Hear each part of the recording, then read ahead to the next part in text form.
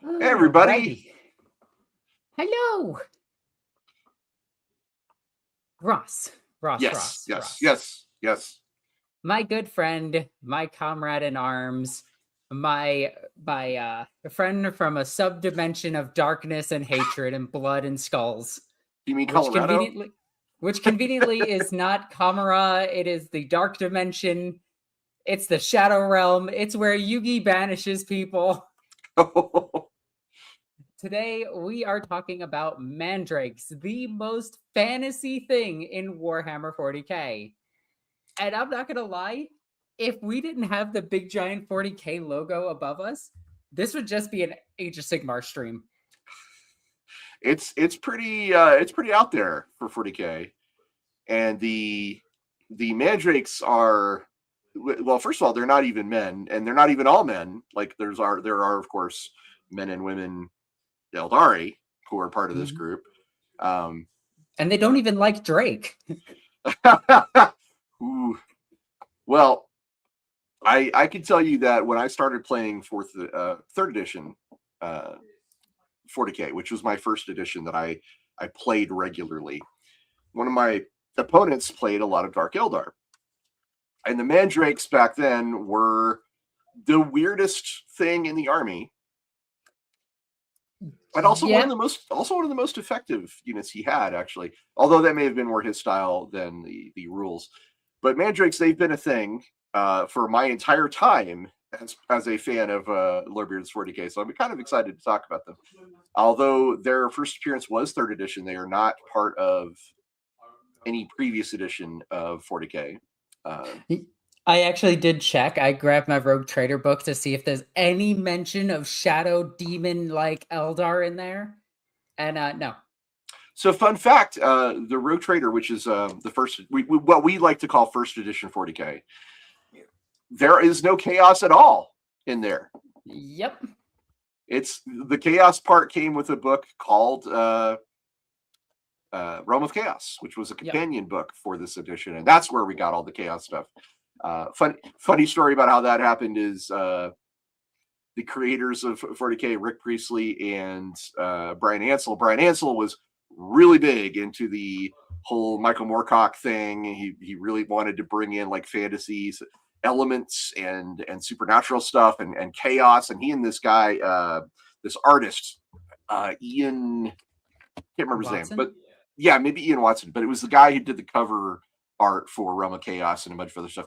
Those two guys together kind of came up with a whole bunch of what would eventually become Chaos in 40k. But we're not here to talk about Chaos today. Well, this is sort of, kind of, almost Chaos adjacent-ish. I would argue that the Mandrakes are, well, first of all, they're very mysterious, and they may in fact be related to Chaos, but Ian if Miller. they are, thank you, chat. Ian Miller, thank you. If they are related to Chaos, though, it's very much on the fringe. Very on the fringe. So there are mentions of them being possessed by demons. Well, we're going to talk about their origin because there's like 4 or 5 different origins for these guys. Yeah, they are very much like weird. Very weird. And we have a great comment here I need to bring up. Asaya says, well, 40k is more fantasy and fantasy is more sci-fi. I mean, you're not wrong. I will definitely say, in terms of like science fiction writing, 40k is very much on the, like, if Star Trek is as sci-fi as we get, and like Cyberpunk is like more sci-fi with a bit of magic because they have souls in it, and then you have Star Wars, 40k is like over here, like borderline fantasy-esque, where it's like, we have technology, but also there's demons. It's definitely space fantasy is sci-fi, or is 40k. 40k is not really sci-fi; it's more space fantasy. And Star Wars is also on that side of the spectrum. But again, we're tangents, so many tangents.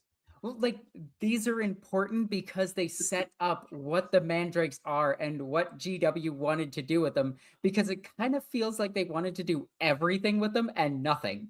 And they've accomplished so one book with them.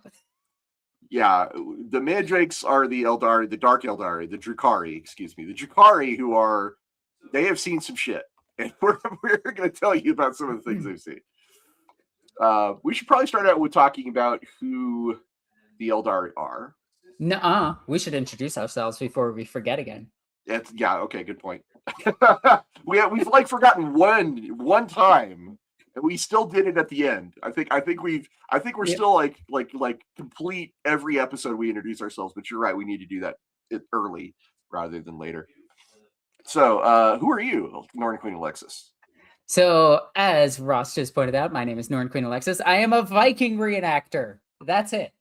I'm joking. I am a massive Warhammer 40k enthusiast. In fact, I'm painting some Cadians right now for a commission. I have a whole bunch of projects. As you saw, I have the Rogue Trader book. And Ross, I think you would, this will come up for you, to find sources for these guys. Nice. Certain books. Black Crusade and 2nd edition Dark Heresy. Very nice. Yes. So I started playing Warhammer 40k back in 4th edition, and weirdly enough, that's Mandrakes. The old metal Mandrakes were playable at the time that I was playing, and they only got 3 more model kits after that. Yeah, but the new model kits are so much more. Can we show a picture of the originals just to show how awful they were? Oh yeah, look at these. Good God. Like, wow. I give this person credit. They painted it very well. Like, they tried to match the scheme of the time for them. But holy cow, were they bad. Yeah, I mean, they look... Okay, so Drukhari in general have a semi-S&M vibe, right? Like, there's definitely... And in the early era of when they were just Dark Eldar, not Drukhari, back in that day, it was even stronger. If you look at the original Asdrubal Vex, he had these slave girls on his barge and things like that. Yeah. And the space hair that these guys had that went straight up, it was crazy. But the Mandrakes take this a little bit further. They are, I mean, for anybody who's listening and can't watch, the original models were basically dudes in leather pants with like wearing a few straps across their chest, and they were bald Aeldari with, you know, a pistol that has a really strange bayonet off the bottom of the handle. I do love that bayonet on the bottom makes it so that thing has a really hard time of stabbing people. I mean, it's got to be a slashing weapon, right? That's the only thing that makes sense. So that's the original models of the Mandrakes. They got way better. And we have some images about that. Oh, Wesleus asks, as someone who knows nothing about painting minis, why are they bad? So the reason that these kits are so bad is they have a ton of detail that has no real raises to it. So it's very, very, very difficult to paint them, because you actually have to freehand on top of metal, which chips very easily. As anybody who has ever worked with metal knows, holy cow, they are a nightmare, and you need like 6 layers of like varnish to make it so that it doesn't chip. And if your paint ever chips, the model's ruined. You might as well just buy a new one. Don't drop it. Don't ever drop a metal mini. Just don't do it. These models were just horribly designed, and they looked really, really, really bad. Even for the time, they looked bad. The person that painted the one that we just showed, I'm still saying that is a good paint job for the time. Painting schemes has drastically increased since the early days of Warhammer, where early days you would want these bright green bases because everyone fought in a grassy field for some reason, and vibrant colors, where nowadays it is still vibrant colors, but the models have way more detail that you can actually see and pick up. Can we show a picture of their more recent models?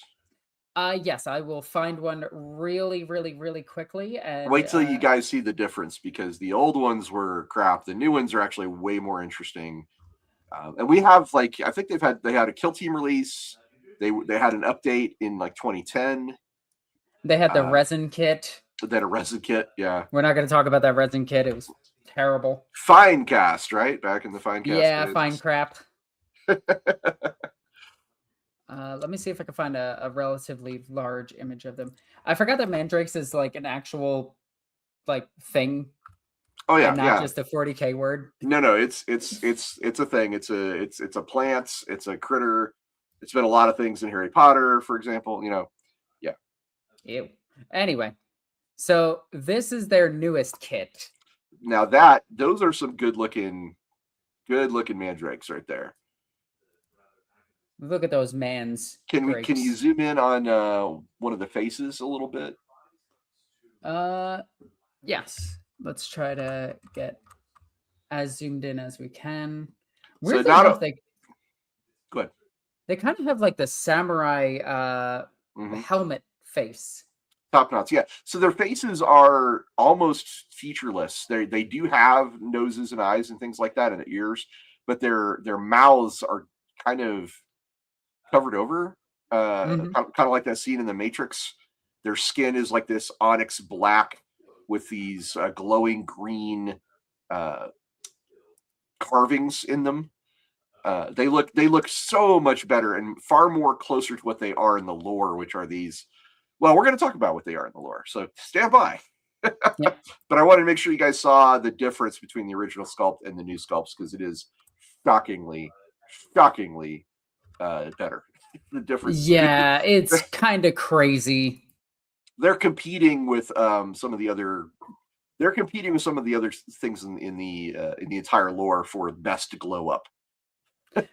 It's actually really cool that they kind of have the samurai pants thing happening too. Oh, the hakama?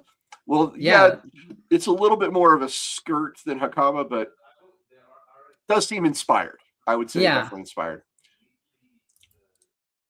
Got a super chat for Biofoot 7874. Thank you, Biofoot. It says, weirdly, this gives Tree Revenant from Age of Sigmar in space vibes. Yes. Yeah. Yes. Like I said, they are very much a fantasy thing.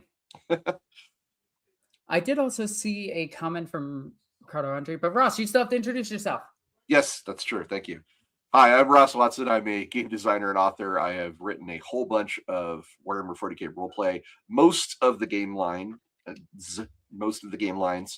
I've worked on. I also worked on several 40k video games, and I was a member of the US White Dwarf team for a couple of years. I know my 40k pretty well, and I'm excited to tell you guys about Mandrakes. Hey, Alexis, ask me about my t-shirt today.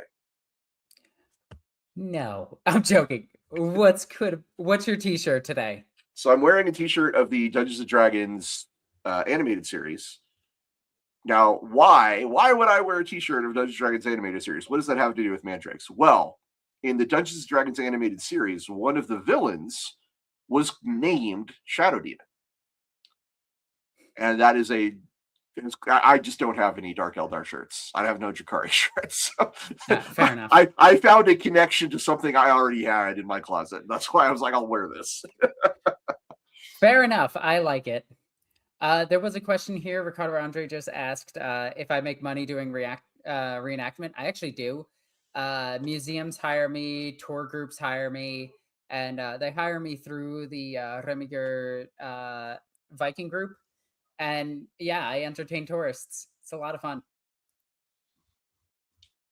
All right, so let's talk about the Drakari. Dun, dun, dun. The so Drakari. Have you ever played against Noob Saibot in Mortal Kombat? Gonna go see that movie tonight, by the way. Mortal Kombat 2. Oh my god. Your expectations? Remember, turn your brain off. Mortal Kombat Annihilation. I saw that in the theater. I hated it. So my bar is pretty low. Anyway, let's talk about the Aeldari. No more tangents, I promise. So the Aeldari were once one of the most powerful species in the galaxy. They were long-lived, psychically gifted, and technologically very, very advanced. Over millennia, their civilization decayed into extreme hedonism and excess, and this collective depravity birthed a new chaos god known as Slaanesh, she who thirsts. The emergence of Slaanesh tore a hole in the warp. It consumed most of the Aeldari civilization and shattered their empire in a single instant. The survivors scattered, and it split into several smaller subgroups, if you will. And they've all responded to the catastrophe, which is called the Fall of the Eldar, in different ways. One group called the Asuryani, they escaped on vast world ships called craft worlds. And they chose the path of rigid discipline and spiritual enlightenment. Spiritual restraint. Sorry, not enlightenment. They wear spirit stones, gems that capture their souls at death, which prevents Slaanesh from devouring them. And they walk very tightly controlled paths, which are kind of like careers throughout their lives, to prevent their passions from feeding the god that they inadvertently created. They are a dying people. They're deeply aware of that, and their actions in the galaxy are often cynical and ruthless beneath an air of noble melancholy. Asuryani will sacrifice millions of other species' lives to save a single Aeldari if the fates demand it. But we're not here to talk about the Asuryani. We're here to talk about the Drukhari, the other main group. There's also the Exodites, the Harlequins, and the Corsairs. We have a whole episode on the Corsairs, so go check that out. So about the Drukhari, who are the Drukhari, Alexis? So the Drukhari are the BDSM elves. That's the easiest way of putting it. They kept the traditions of the Aeldari up.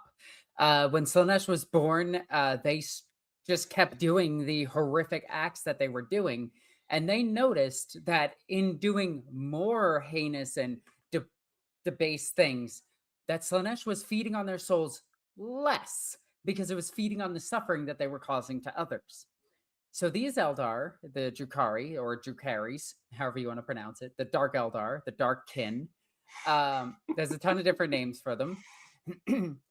These Eldar captured slaves throughout the galaxy itself. They live in an alternate dimension called Kamara, which is within the Webway.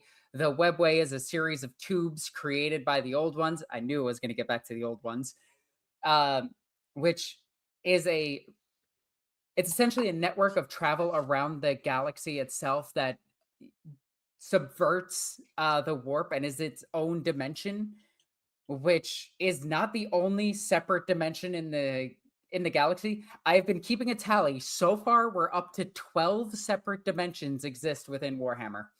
Ooh, we should do an episode on those 12 dimensions, the alternate dimensions of 40K. I would love to. And technically, if we count AOS and Old World, but those don't really count too much. No.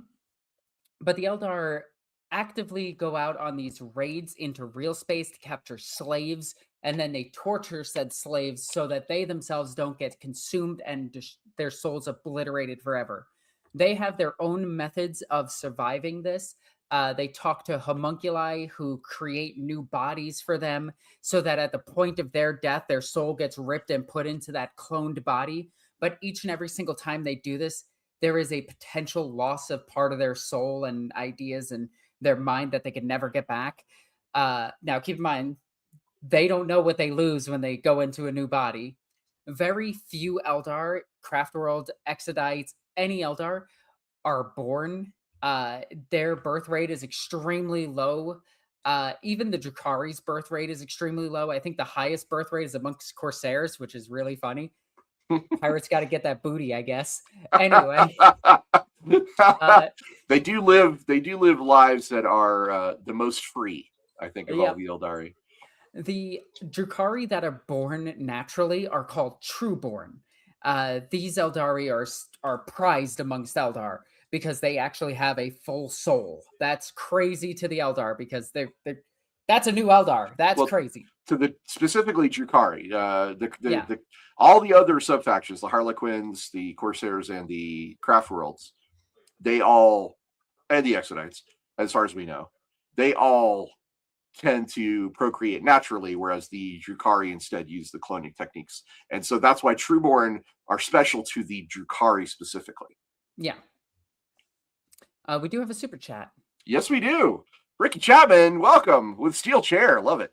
In our campaign, so Ricky Chapman is a tabletop role-playing game enthusiast, and he often will tell us about his tabletop RPG adventures on the show. So when he says in our campaign, that's what he means. We returned to a world that we'd been to before. We found the port abandoned. There were a few signs of a holdout where an entire hive was empty, except for one priest chanting prayers, surrounded by thousands of candles to keep away the shadows. It does sound like he was visited by the Mandrakes, doesn't it? Yep. So, getting to what the Mandrakes are. Within the Dark Eldar Society, the Drakari Society, there are outcasts. And in those outcasts, like around the city, there are separate dimensions. 2 of them that might be the same dimension. We're not sure, but they have 2 different names for the same dimension, maybe if it's not 2. But it is called the Shadow Dimension.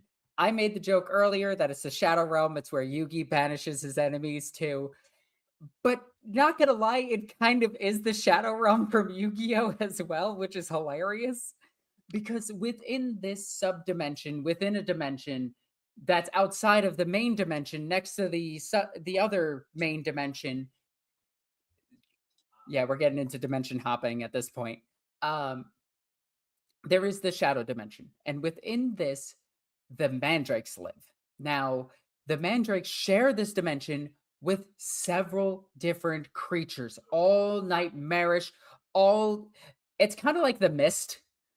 Yeah, it's kind of like the Mist. But within this dimension, there is nothing but these half demon-like shadow creatures, some of which are just flat out stated to be demons, some of which are possessed, some of which are half-shadowed creatures that might be in the process of their soul being torn away. And then the Mandrakes are there. And in some instances, the Mandrakes are this onyx black humanoid that looks like an Eldar, devoid of certain features, but sometimes they have them in screaming excess, but most of the time they don't. Their bodies are hard to look at because they're constantly slipping in and out of your vision. Their skin is usually covered in the bodies of those that betrayed them. They tend to carry around trophies, do gruesome rituals that even the Drakari describe as gruesome. Yeah, which is shocking. Yeah, like Vect is scared of these guys. Maybe. I do have to say maybe because Vect takes a step back when they do approach him. So it's like, is he actually worried that these things are going to attack him, or is he like, all right? Well, he was killed by them once, so there's that, and we will hopefully get into that a little bit too. So, the Mandrakes themselves are this shadow-like creature that can slip in and out of their own dimension through any and all shadows in all dimensions. As far as I can tell, because they can appear within the webway itself. Even Altarks are afraid of them. So it's like, yeah, they're kind of everywhere if they want to be. The Drakari are they are sheltered in a city called Cormorag, also called the Dark City, and this is it's a vast hidden area in the webway, and that's where they were when the fall of the Eldar occurred. And the webway insulated them from the immediate destruction, but they still carry the curse of Slaanesh. Their souls are slowly and perpetually drained by She Who Thirsts. So their solution, the Drakari solution, is not discipline. It's the opposite. It's to feed on the pain and terror and suffering of others. They use this stolen emotional agony to replenish their souls, stave off the hunger of Slaanesh, and thus they need a constant supply of victims. So the Drakari, they do a lot of slave trafficking, and a lot of their weapons are built more to capture or cause you to feel pain rather than kill you. I just imagined that if Drakari existed in our universe, they would all be counselors to millennials. Yeah. Well, they could counsel me too. They could get they could feed on some of my pain. Drakari society is based around 3 major pillars. They are based around the Cabals, which are the military cartels led by Archons, who are all trueborn. These are the noble houses of Cormorag. Then there's the witch cults. We have a whole episode of witch cults if you want to go check them out. They are gladiator warrior brotherhoods that put on amazing shows, sisterhoods, brotherhoods. I mean, witches are generally female, but they're not always female. Hoods. Hoods. And then there's the homunculus covens, and the homunculi, they are these grotesque flesh sculptors who have mastered resurrection and biological horror. So all of Korborog and almost all of Drukhari society is ruled by Asdrubal Vecht, who is the hippie top archon of all of the Drukhari. He rules with an iron fist, absolute terrifying authority. And he remains supreme overlord through unmatched cunning and brutality. Asdrubal Vecht is a pretty amazing dude. We need to do a whole episode on him. And he has also proclaimed himself to be, after his resurrection, he's proclaimed himself to be a living muse, which makes him essentially the muses, the dark muses, are kind of a sub-pantheon of Aeldari demigods, essentially, kind of like saints. So Asdrubal Vecht has declared himself a living muse, which is like a living saint. It gives him a measure of religious authority, as well as his other aspects. And then what's interesting to me is, having covered all those three pillars, the Mandrakes are kind of a fourth group, because they don't really answer to anybody in particular, and they do their own thing. They are kind of apart from Drukhari society. They generally keep to themselves. They generally just associate with their own kind. And we've got some super chats to read here. Seb Hutchins, thank you for joining us, Seb. Appreciate you. He says, "Oh, hey, Mandrakes, the thing I really, really wanted to play in a Rogue Trader game I played a while back. Sadly, I did not get permission." In all fairness, I would probably say no to that too. Their abilities are so far out there. And I even have you said Rogue Trader, right? Yeah, I'm assuming the role-play game. That's Black Crusade. I have the Black Crusade, and then I have Rogue Trader sitting here. Yeah, I have the Rogue Trader one. That's Dark Heresy second. Oh yeah, it's Dark Heresy. Rogue Trader should have been here. No, they don't appear in the rule book. No, they don't. They're in. That was intentional, by the way. Yeah, they're in the Aliens book. I was definitely that guy who was like, if we're going to include Dark Eldar, let's just do a Cabalite warrior. Let's not get too crazy, because Mandrakes are crazy. But once you finish watching the show, you will all understand why they are not exactly great options to role play as. But Seb, I admire your ambition, and they are a very cool aspect of Drukhari society. So I certainly understand why you'd want to have a link to them, if you will. I mean, if you did an all Eldar party, that could be really fun. Biofoot says Dark Eldar either play Yu-Gi-Oh or Bone. They do not do both. Yu-Gi-Oh players are known not to bone. Oh, wow. That's why they celebrate the Trueborn. Wow. All right, we got one last super chat. Super Orlock, thank you so much. He says, "Send my ops to the Shadow Dimension. Let the Mandrakes take them. This shit ain't nothing to me, man. Smoking on that homunculus pack." Thank you very much, Super Orlock. You guys are great. I should really take this opportunity to point out that super chats are the best way to support Lorebeards 40K and support the hosts. That goes directly to us. We're very grateful for your support via super chats. All right, so dun. Here we go. We have talked about the Drukhari in general.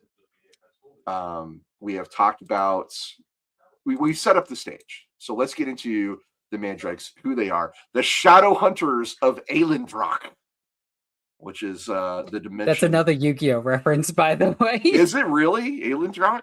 No, Shadow Hunters. That's just generic. I don't think that refers directly to. Wait, is Merrick's group called the Shadow Hunters? No, they're the Rare Hunters. They changed it to Rare Hunters in English. Well, in the grim darkness of the far future, there are few beings that inspire quite as much genuine dread as Mandrakes. They are, that's saying something when you've got demonic entities, ravenous hive minds, and apocalyptic death machines running around. Even amongst the Drukhari, which is a species defined by sadism, torture, and the infliction of exquisite suffering, Mandrakes are whispered about with real fear. These guys are they are one of the scariest things in the setting, which is really interesting. These nightmarish beings, they stalk the darkness, and they wield cold flames that burn without heat, and they occupy this very unique position in the lore. They're simultaneously something like a subgroup in Drukhari society, but also stand apart from it. They're not bound by cabals. They don't answer to the archons. They don't fight for sport or slaves in the manner of the witch cults. They're just a force unto themselves. They are ancient, inscrutable, and terrifying, even to those who know them best. Is that accurate, you think? Yeah, that's completely accurate. One of my favorite things is how crazy you have to be to make a deal with them, because they will request the most random of things from you. Now, they will request slaves. That's one of their primary things that they are after, so that they can torture and murder them. So it appears that they suffer the same thing as the rest of the Drukhari, where their souls need replenishing. But we don't know that for sure. That is something we need to point out. We don't know if Slaanesh feeds on Mandrake souls, but Slaanesh feeds on all Eldar souls, and I assume the Mandrakes just fall down the ladder of getting slurped last. But there are other things that the Mandrakes will ask for, which I find greatly amusing. One is perfect skulls for a very particular Mandrake. We'll get into who he is. The others are limbs, just severed limbs, just a whole bunch of severed limbs. They want 52 left legs. If you put a right leg in there, they're going to be mad at you, and they're going to kill you and skin you alive and wear your skin and turn it into their onyx skin, which is actually horrific. The other thing that they could request is knowledge, or a heartbeat, or something that you don't think is worth trading, a thought that you had, a pain that you experienced, a treasured memory, a true and secret name. What's really cool about this is it kind of sounds like when you trade with the hidden ones in Norse mythology, or when you trade with the Fae in Gaelic mythology. They have very strong Unseelie Fae vibes. Yeah. One of my other things that I like is that like the dwarves in the sagas, they can craft things from screams. Not a physical, like they can craft stuff from a non-physical source, which I think is really cool, and is definitely a throwaway line that they probably put in a book, but I'm way overthinking it, because that's what we do here at Lorebeards. We overthink. If there's one thing we're good at, it's way overthinking stuff. But I love that it's not just archons that go to them. It's the witch cults will go to them. It's homunculi. It's rogue traders. Very How do they figure out? Foolish rogue traders, in my opinion. Planetary governors have done it. Commissars have done it. Well, which I want to know how that whole scenario popped up. So one of the defining features of the Mandrakes is their ability to travel through shadows. Mandrakes can pull themselves into almost any region of space-time by entering through another being's shadow, and they emerge from another shadow. So wherever shadows gather in the darkness, the Mandrakes can kind of appear. It's not warp-based teleportation. It bypasses all anti-psyker measures, blanks. Pariahs can't suppress it. It appears to operate through Aeldari itself, the Shadow Realm, as a transit medium. And the range of this power appears almost universal, because they can show up, they can be summoned, quote unquote, by accident. Like if you brush your thumb across a bloody rune on a skull in some crypt, the Mandrakes might just show up, because that is how someone summons them. You sneeze on a Tuesday and the sun is in the right position in the sky, and your left foot is higher than your right foot. Mandrakes. So no location is theoretically safe from a Mandrake hunt. If there are shadows there, the Mandrakes can use it as a door. Kovu, the The skin of a mandrake is night black. It appears to absorb light rather than reflect it. This is a quality, it's called shadow skin. I mean, I know that sounds pretty standard, but that's what they call it. They call it shadow skin. It's not actually just dark pigmentation. It's an active physical property. The skin functions as a light sink, if you will. Oh, what is it? It's that black that like absorbs Vanta black. Yeah. Vanta black, yeah. They're nearly invisible in the darkness, and surrounding them at all times is this aura of cold that saps the strength of people who are nearby. Mm-hmm. Perhaps their most deeply unsettling physical feature is their face. A mandrake's I had to say it, I'm sorry. Their face. What's wrong with your face? Their face can be kind of featureless. It can be sort of just a blank mask of shifting oil-like flesh, but it can, without warning, kind of reveal a maw filled with sharpened teeth. Some accounts describe mandrake's skin as displaying the faces of those they've killed. Sometimes it creates this disturbing mosaic of expressions rippling across their forms as they move. Their hair is uniformly the color of splintered bone. And on their skin are carved these sigils, these green symbols. And it's believed that these are symbols of destruction in the Aeldari culture, although difficult to confirm. Yeah, none have stood around long enough for the Eldar to read them. They're not just decorative tattoos. These appear to be functional parts of their anatomy that channel the energies it absorbs from suffering. Although, again, this is speculation and supposition rather than something that's written down anywhere. They're also, like I said, very, very cold.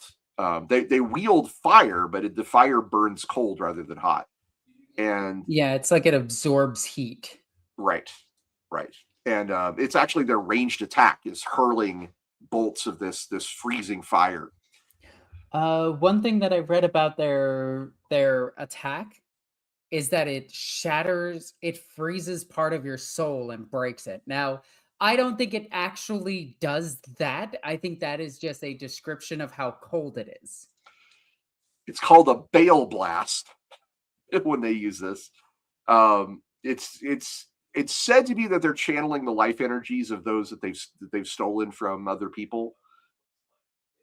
I'm not sure if that's true, but it is described as blasts of blue-white cold fire that erupt typically from their hands. These flames can burn through both flesh and soul, as Alexis was talking about. It does freeze enemies, and this is how they gain a lot of slaves, by freezing people with their cold fire and then taking them away. It turns out when people are frozen, they're pretty easy to pick up. Yeah, and the bale blasts, they burn, but they do not have warmth. They draw heat from their surroundings rather than emitting it. And this is obviously not how physics works. So clearly, you know what that reminds me of? Do you know Wall of Fire doesn't emit heat in D&D? I mean, isn't that stupid? It does fire damage, so I would assume. Yeah, you assume, but it doesn't actually spread fire.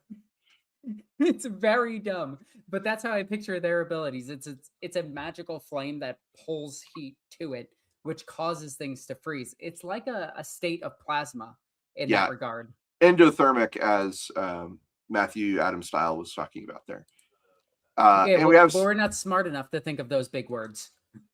Seb Hutchins gives us a really nice super chat. Thank you, sir.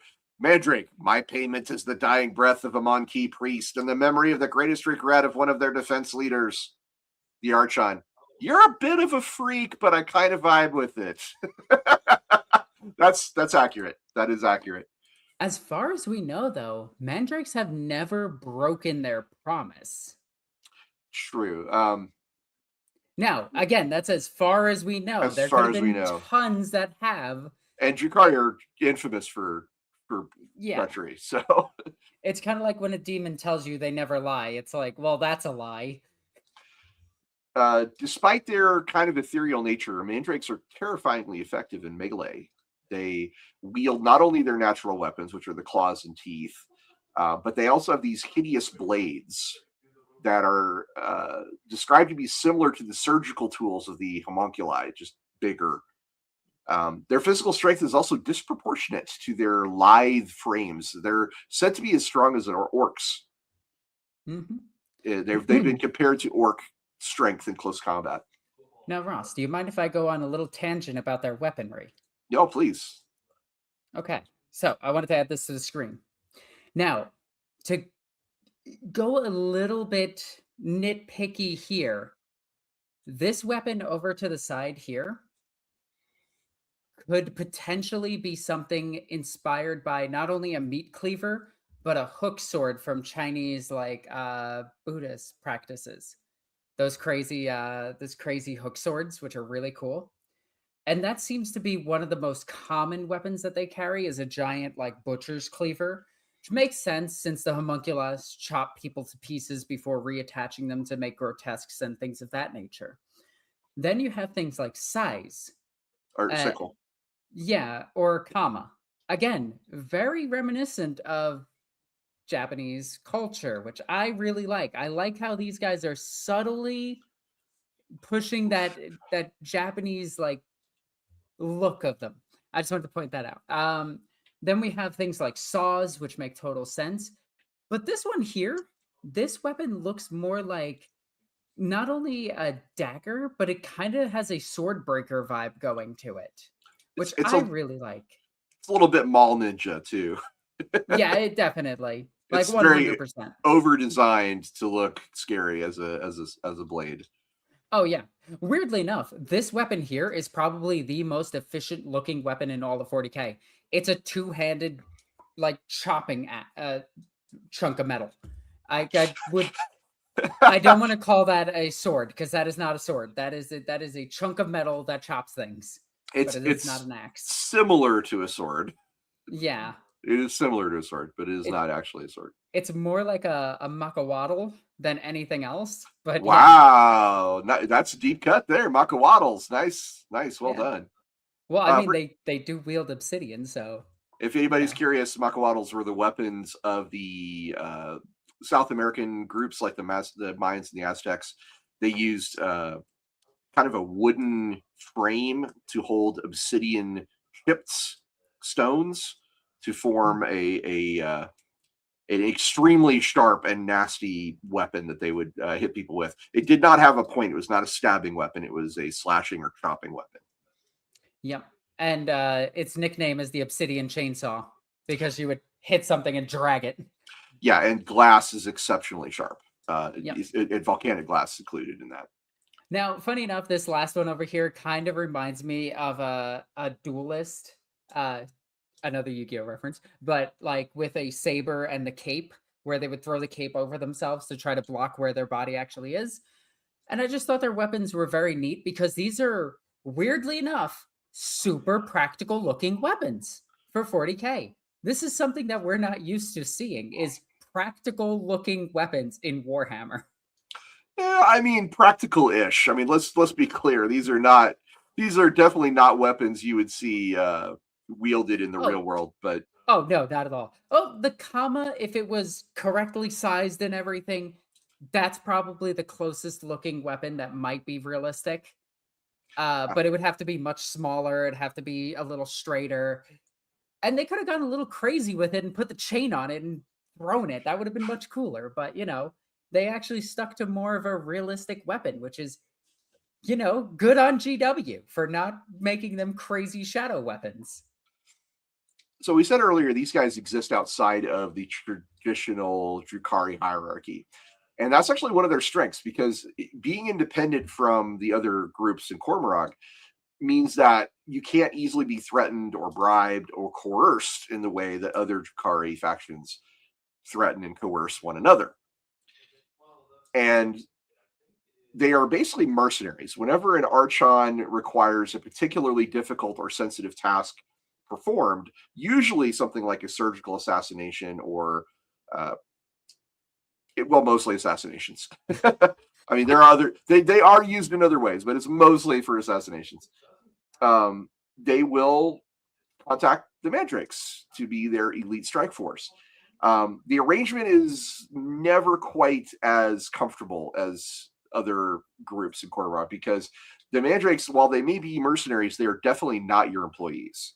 They are a force of nature who just temporarily aligns with your interests. And you better hope that that temporary lasts longer than, they decide to come and kill you. And like Alexis said, they do take slaves, and they also take their more stranger forms of payment in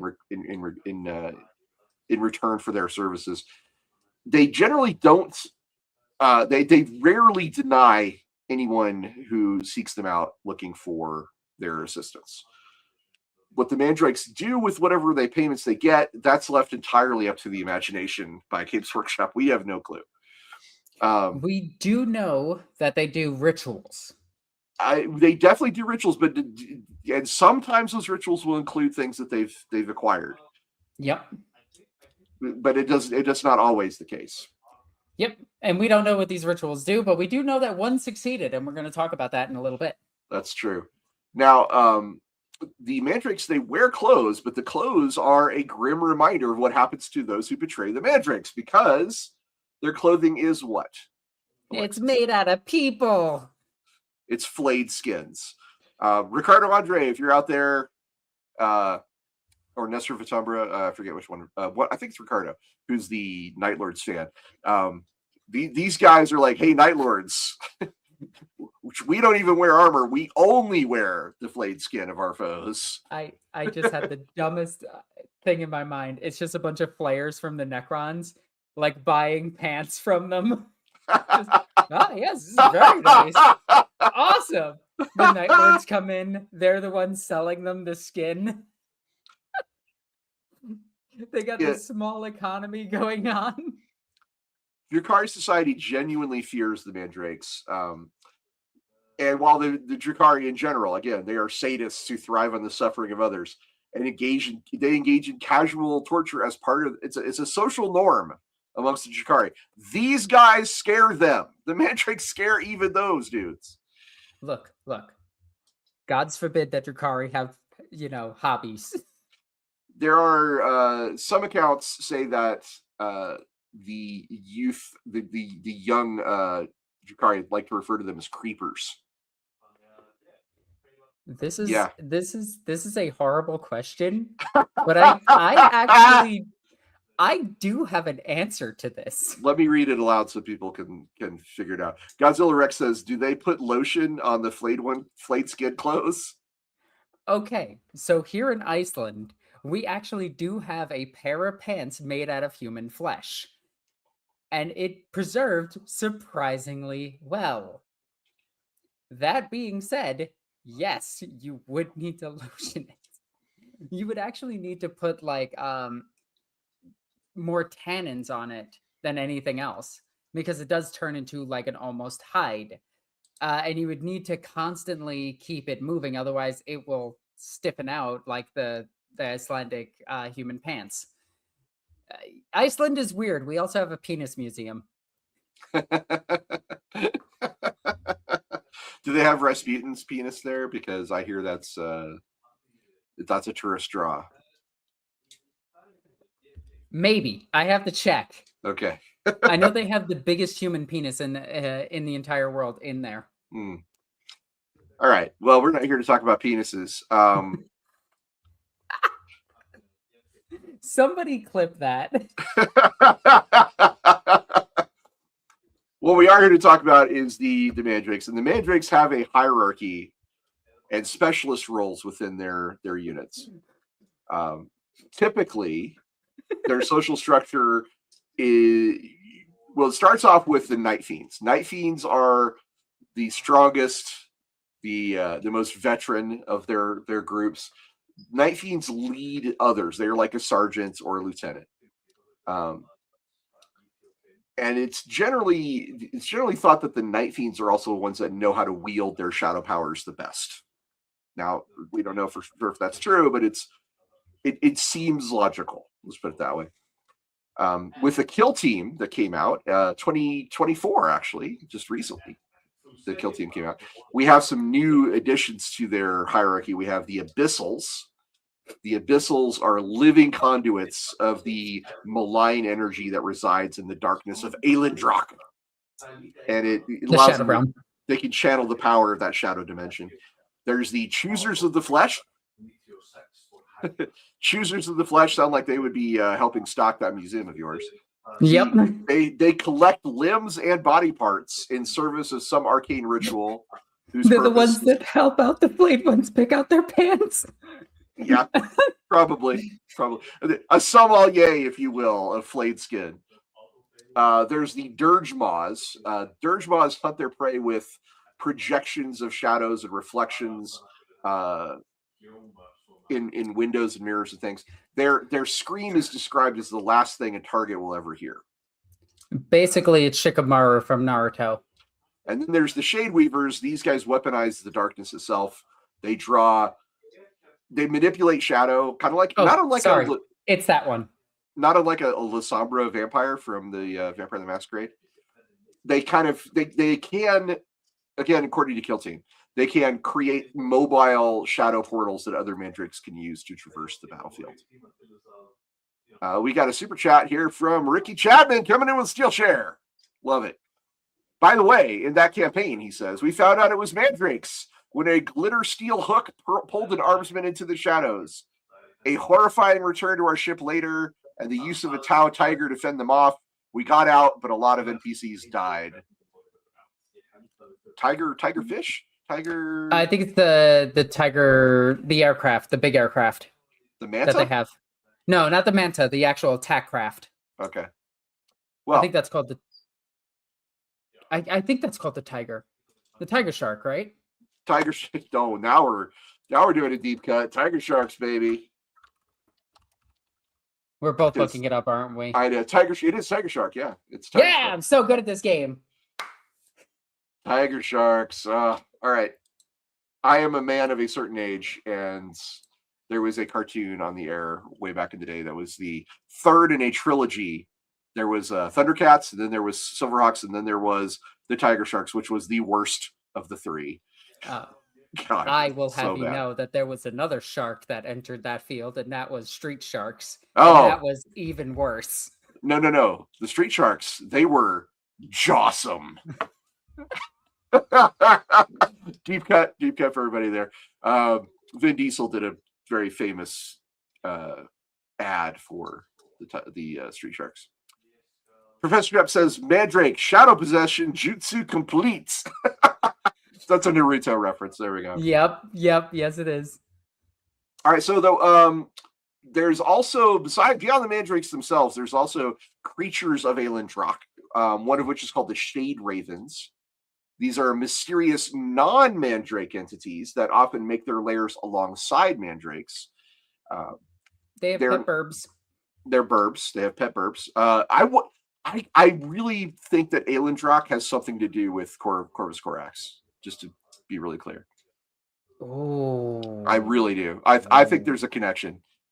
But anyway, the Shade Ravens, their nature and the relationship that they have to the Mandrakes is not really elaborated on in official sources. So we are talking about some very mysterious things that may...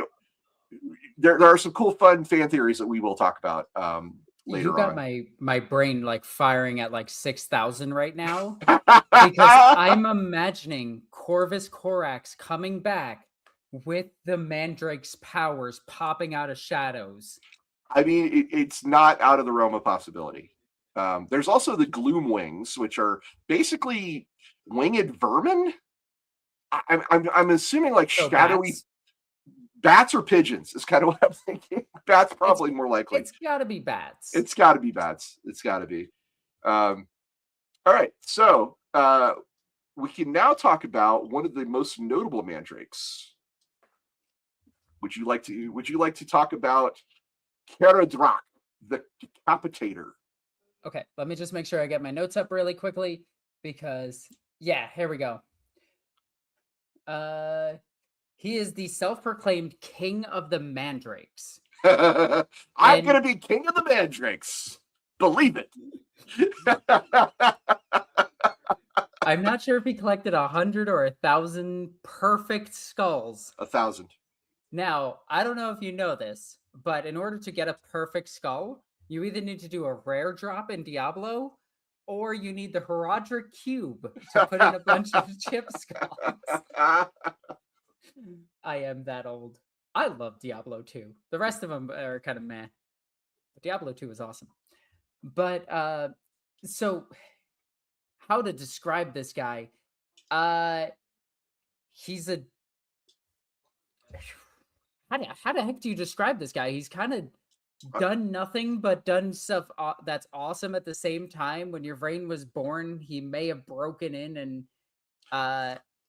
committed a horrific ritual. His name is Kharadrak. Kharadrak. It's spelled Kheradrakh. Kharadrak. And I'm probably murdering this, but that's my best version of the pronunciation. He's possibly the most significant Mandrake in all of Warhammer 40k lore. Let's just call him the Decapitator from now on, just to make it easier on ourselves. Yeah. He's also possibly one of the most important figures in Cormorag's recent history, despite spending most of his existence in near total obscurity.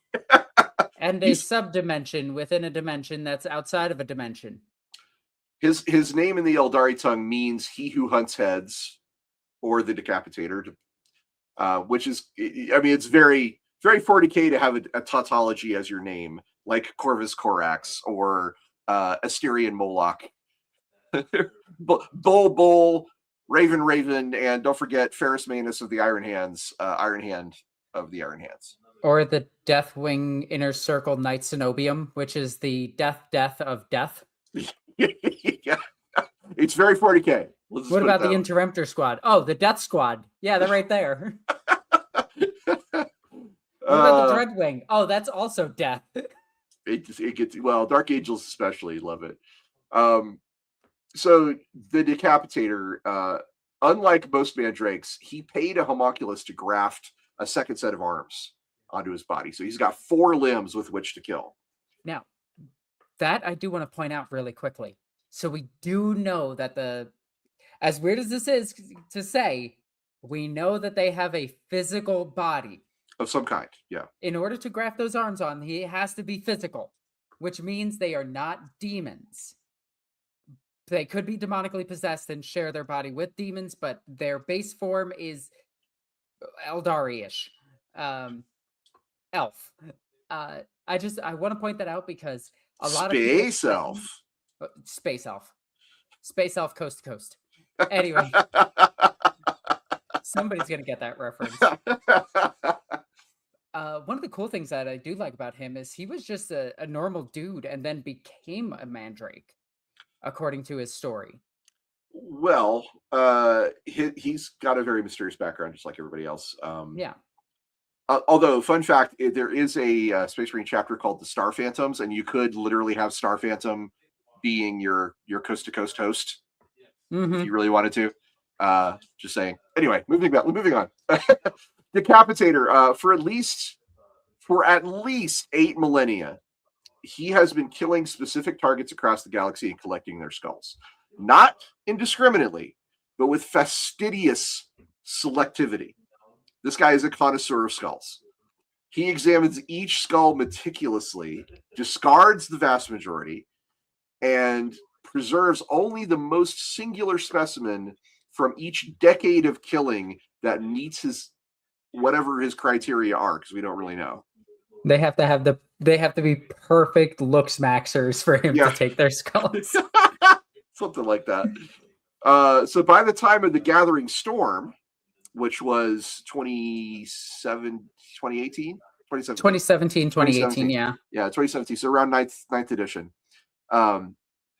His chamber. So by the time we get to the Gathering Storm, the Decapitator's chamber in Aeldari was almost entirely full.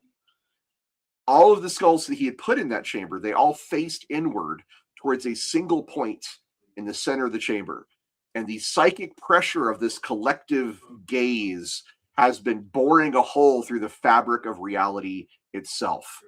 And eventually, it opened a portal into the realm of primal darkness, Aeldari, which allowed it to spill out into Cormorag. There's a few things there. One, he used psychic rituals in Kimura, which is unheard of outside of him. No one else does like real psychic stuff in Kamarug. It's outlawed by Vect. Yeah, so this guy just betrayed Vect immediately. And then he used all 1,000 skulls to go into the Shadow Realm. And Vect did almost nothing about this. So this is kind of a big deal. The Decapitator's followers believe that when the portal was fully open, that the entities beyond it would emerge, and that everyone in Cormorog, aside from the Mandrakes, would be destroyed. But that is not what happened. During the events of the Gathering Storm, this is where Rubute Gilliman, the last son of the Emperor, or the Avenging Son, I should say, he was reborn. This is when we get Iniad and the Inari of the Aeldari. There's a lot of things happened. This is where Belisari's call is just added to the lore and said to have been always there, and no one threw a hissy fit. Exactly. So during this period, Decapitator obtained the final skull that he needed. This was Asdrubal Vect's chief enforcer, by the way, that he killed to get the skull. A guy called Velocian Sithrak. And then Decapitator then completed his collection. And when that happened, the portal opened. Aeldari's shadow spread across dozens of miles of Cormorog's territory. And in the chaos of this, small C chaos, but also led to a capital C chaos incursion. They're called disjunctions. And when a disjunction happens, demons enter the webway from the warp. So this was part of that. So just to explain this really quickly, real space, subdimension, Kamara opens a subdimension in Kimura, yes, which opens a direct connection to the warp, which is another dimension outside of the main dimension. So demons were starting dimensions. That's right. Demons were starting to flood into Cormorog, but the Decapitator, who had just spent millennia being this skulker with no political consequence at all, he used his abilities to seal the portal shut using his powers and the shadow stuff of Aeldari. So he saved the entire Dark City during this disjunction, which is kind of neat. And in the very, very, very distant past, in the Horus Heresy era, the Decapitator and his Mandrakes, they went to Nocturne, which is the homeworld of the Salamanders Space Marine Legion. And this put him in direct conflict with the Primarch Vulcan, which is one of the superhuman demigod sons of the Emperor of Mankind. And when Vulcan wanted to get to Terra to take part in the Horus Heresy, and he tried to do this by going through Aeldari. And the Decapitator and Vulcan had a big fight. It's said that the Decapitator struck several killing blows, but Vulcan is what's called the Perpetual. He is nearly impossible to kill. So Vulcan created a blinding light, which is how he was able to win the duel. He just turned on a light. He was just like, "Oh, this sucks." Yeah, the light defeated the shadows, and he wounded the Decapitator and drove him back. But fighting a Primarch to a standstill on his home planet, that makes, in a 1v1. In a 1v1, that makes Decapitator a serious badass, on par with probably with Lilith Hesperax and many other some of the strongest warriors in the galaxy. Not only that, he delivered several killing blows. So if it was any other Primarch, they would have died. Although Vulcan isn't really known for how good he is in combat. Yeah, he's not one of the top duelists. Yeah. He's good. Don't get me wrong. He's very good, but he's still not. He probably would have killed Angron. Everyone kills Angron. In some of the older codexes, Decapitator's fee for a single targeted assassination was said to have been 200,000 souls, which is an enormous amount, even by Cormorant standards. That's like, holy shit, dude. You are charging an Archon's ransom. Yeah, but dude could take down a Primarch. So, yeah, Decapitator, very strong. Very, very strong dude. Very mysterious dude. And again, very important to the survival of the Chikari, at least in the more recent lore. Then we get to another guy. This one's from the Dan Abnett novel Sabbath Martyr, which, have you read that one, Alexis? I have not. Okay, Sabbath Martyr is a really good book. Actually, all of the Gaunt's Ghost books are pretty good. My favorite is Necropolis, but they're all quite well written. Trader General is also amazing, by the way. Anyway, so in Sabbath Martyr, there's this guy that shows up called Scarwhale. And Scarwhale is a skilled pilot and an assassin and a mandrake. And he was contracted as part of a mixed species kill team sent by the Chaos Warlord Enoch Inokenti. And that's straight up just Star Wars names. I mean, Abnett is written for a lot of stuff. I don't know if he's written for Star Wars, but he may have. Anyway, so this kill team was meant to assassinate the reincarnated Imperial Saint Sabbat, a living saint, which is one of Alexis's favorite things to talk about. Yep. This was on a world called Herodor, and the kill team contained Chaos cultists, a Xenos reptilian species called Loxodal, a sniper of the Blood Pact, which is one of the most disciplined and well-trained traitor Astra Militarum regiments, which we should get in the fucking World Eaters Codex, and a bioengineered warrior called Caress. This was the kill team. Scarwhale himself fought through many layers of Imperial Guard defenses and got very, very close to his target, but he was ultimately killed not by the Saints protectors, but he was killed by Scout Leader McCall of the 10th First and Only Regiment. And if you are a fan of the Gaunt's Ghost novels, you probably know who McCall is. McCall is a ludicrous badass by Astra Militarum standards. He actually 1v1'd a Chaos Dreadnought and killed it at one point, which is kind of amazing. But McCall also killed Scarwhale. Keep in mind, the Gaunt's Ghost books are like a normal guardsman's life on a planet is like maybe a few hours at best. If you are part of Gaunt's Ghosts, you're making it out alive, which is a crazy thing. Not all, actually. There's quite a few deaths along the way. But Wesley asks Enoch Apenti. No, it's Enoch Inokenti, which is like a weird way of saying innocent. Inokente. Read the books. That's all I can tell you. Read the books. Sorry, they're good. You have to have a name, and you have to be close to one of the main characters, and you'll live. So McCall, the reason why this is important is McCall had an uncanny ability to hunt predators that were hunting him.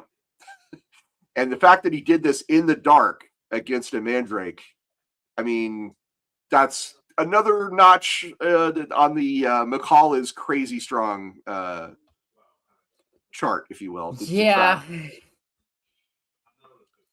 Now we get to the super fun part. There are so many possible origins for the mandrakes.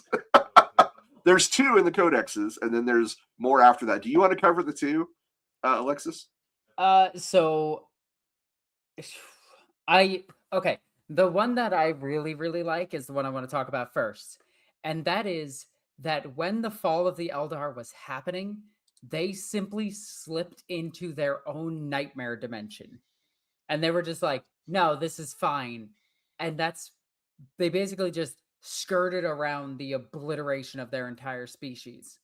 So they themselves were probably something that was common pre-fall of the Eldar.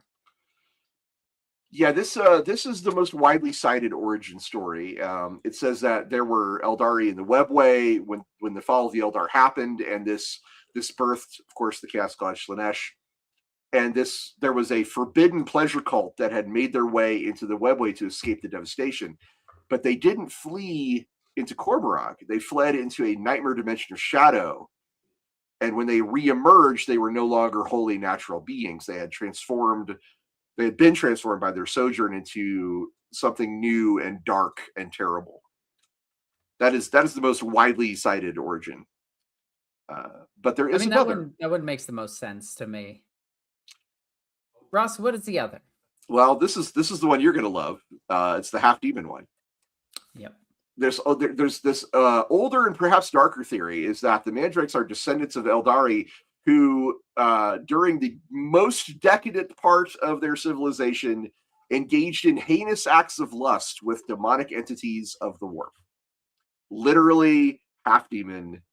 And this theory positions the Mandrakes as inheritors of the Aeldari physicality, but also the shadowy form of a nameless warp creature.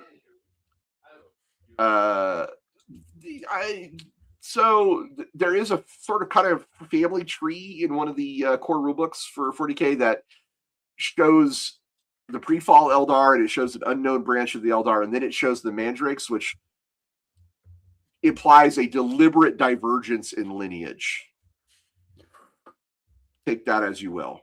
It's very this is all wild speculation, and some of this is in the codexes. We're using the material from the rulebooks as our basis here, but that is still a very wild thing to say that they're half demon. But it is something that is repeated. Sure. It's worth noting that is repeated. Now, is that just copy pasted to another book? Probably. The homunculi claim credit for the Mandrakes, which of course they do. Well, yeah, duh. And the homunculi, if you remember, they are the Drukhari's grotesque flesh sculptors, and they suggest, according to the homunculi, that the Mandrakes were created through their own twisted experiments, originally for the witch cult of grief, which is that's from the codexes as well. Whether this is true or simply the arrogance of the homunculi, I mean, I'm going to put it up to the arrogance of the homunculi. I put myself. It's unknown. The homunculi tend to view everything as their creation, and so I would be very, very skeptical of the idea that the homunculi just created them. That's crazy. I mean, yeah, no, I don't believe anything a homunculi says. I'm just going to put that out there. But we also got a super chat. Yes, we do. Steve Lucas heard the OG Kane story. Did you? Which story is that? The Blood Pact are named for their bonding ritual. That's right. And they were opportunist polytheists.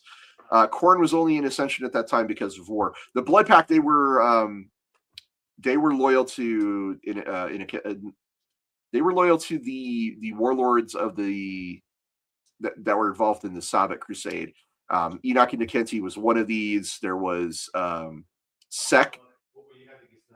I think Sek was the one who started them. We need to do a whole episode of the Blood Pact at some point because they're really, really cool. Yes, we do. Sorry, I'm just trying to read up on anything, if there's anything different in this. And there is something that's a little different. I wanted to point this out. Okay. Their bodies are covered in glowing runes, obviously. And veins burning with cold fire, which grows brighter as they feed. So that's pretty cool. The more souls they consume, or the more pain that they inflict, potentially the stronger they get. Well, I think that has to do with I believe they're doing the Drukhari thing where they feed on the suffering of others to keep their souls, topped up. But it's still with the Mandrakes, nothing is known for certain about that kind of thing. So maybe, absolutely maybe. Sometimes they ask for the impossible, such as an unknown sound or a long forgotten phrase, or even a memory of a single scent. Mm-hmm. That's pretty cool. Now here's one for I know at least one of our listeners loves to talk about the Aeldari pantheons and the Aeldari gods, and whether or not they could be reborn, and whether or not they could be reincarnated into actual people. There is a theory amongst the Warhammer community that the Mandrakes are Aeldari who sold their souls to Aerith Kial, which is an ancient Aeldari goddess of death in the underworld, as a means of escaping Slaaneish's hunger. In that case, Aelindrach is actually the remains of the goddess herself, a shadow goddess who has created a pocket in the webway. Now, here's something cool that I really like. The Mandrakes, under their traits, they have demonic. Right, they do. They definitely do. Yeah. There's another theory that the whole demonic union thing, the fact that they're descended from demons, could be Be'lakor. Hey, Be'lakor. It does fit Be'lakor quite well because they Yeah. are shadow demons. And he's a shadow lord. Yeah. Yeah, it makes total sense. And then there's one last theory about their origin that suggests that the Mandrakes are not actually Aeldari at all, but they are the native inhabitants of Aeldari, and the Aeldari who stumbled into that realm just gave the creatures that were already there a template for a physical form. So kind of like a Catan situation. I mean, it's possible. What all these theories seem to agree on, though, is that the Mandrakes are definitely not fully Aeldari anymore. They are something else. They are somewhat Aeldari, but also something else. And they've been transformed, maybe spiritually, maybe cosmologically, maybe physically, but they are transformed into something that resembles their ancestral form while being fundamentally different. Games Workshop's been very, very quite intentional about leaving this answer unresolved. So everything we said here is merely, novels or codexes or rule books that have mentioned this as a possibility for what they may be or where they came from. But they're genuinely one of the setting's biggest mysteries. Is what the Mandrakes actually are. Now, should we talk about Aeldari, the Shadow? Yes. I was also just checking if there was anything else in the Black Crusade book. Unfortunately, it's this same old. But this is the one that talks of archons being unnerved by them and even scared of them. Right. And I did work on that book. I can promise you that was run through the highest levels of lore guardians at Games Workshop, and they approved every word of that. So yeah. Now, granted, that was 2012, so we're talking about or 11, I think. It was a long time ago. As far 16, as I know, 17 years. It sounds cool, and if it sounds cool, it's still canon. All right, so let's talk about Aeldari. So who the heck is Aeldari? What is Aeldari? So first thing Why you know, is Aeldari? How is Aeldari? Yes. Thank you, Drax. Appreciate you. So one thing you need to know about Cormorag, it is a city in the webway. The webway is its own distinct dimension outside of the material realm, outside of the immaterial realm, which is the warp. It is apart from the warp, but travels kind of within it and is adjacent to it. Demons sometimes spill into the webway because it is adjacent to the warp. Okay. Cormorag, though, is a very even more special part of the webway because it's huge. It's big enough to contain several suns as well as the city, and it has sub areas within it that are frankly immense, nearly out of your human ability to comprehend immense. And apparently within Cormorag, there is several dimensions, possibly even infinite. I'm not counting things that are just blanket statements of infinite dimensions.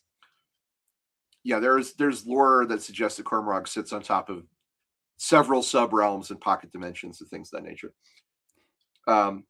Now, in one of the codexes, Aeldari was one of the Dark City's ancient city-states that fell into the Shadow Realm, possibly a district of Cormorag that exists in more than one dimension at the same time. Man, this Yu-Gi-Oh sequel is amazing. I know, right? So Aeldari is not necessarily a wholly external realm that's bolted onto Cormorag. It was once possibly a proper city-state within it. It's a little bit like Atlantis. Like, it was part of the city and then it is now somewhere else. Okay. At some unspecified point in the past, the city-state of Aeldari crossed some sort of threshold. and was absorbed by or transformed into or sucked in or drawn towards. Anyway, it became a dimension of living shadow. Path of the Archon is the novel that talks about this quite a bit. And I really got to finish reading that book. In Path of the Archon, this is one of the very few primary source accounts of a non-Mandrake character actually entering Aeldari, by the way. It's described as featuring velvet domes under which the Mandrakes make their lairs, bathing in the darkness. So there's some kind of genuine architecture. There's the bones of some ancient city-state that once occupied this place, but it's all drowned in omnipresent, permanent shadow. The domes are still there. The city is just dark. It's called the Shadow Skein, which is what they call the atmosphere, I guess, in Aeldari. And the character who visits it is a homunculus called Bellathonis. And when he visits, the novel describes the Shadow Skein of Aeldari terminating at the foot of a particular slope and climbing no further, as if it was repelled by something.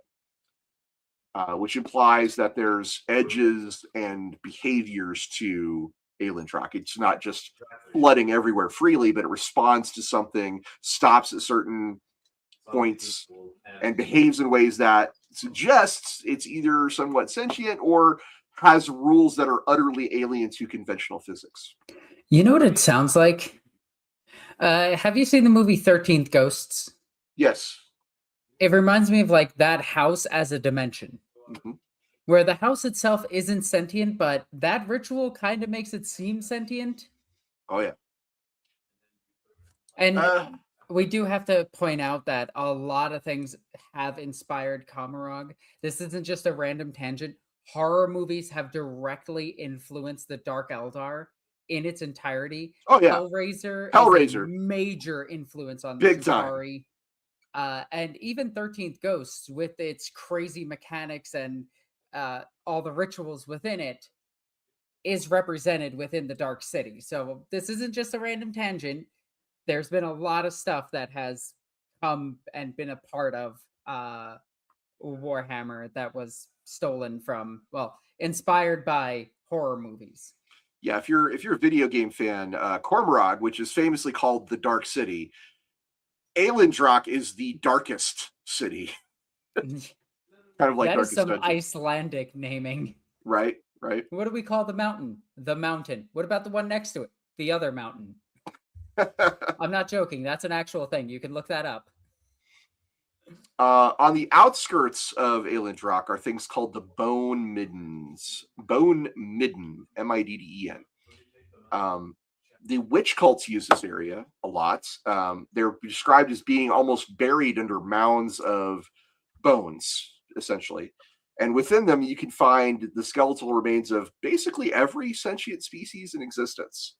And they're usually positioned in weird, artistic, grim pantomime, I guess, by the witches that killed them. Whatever witch kills the person, if they take their bones to the Bone Midden, they are allowed to kind of like place it in a pose, this is so weird. I'm sorry. This is very weird and dark.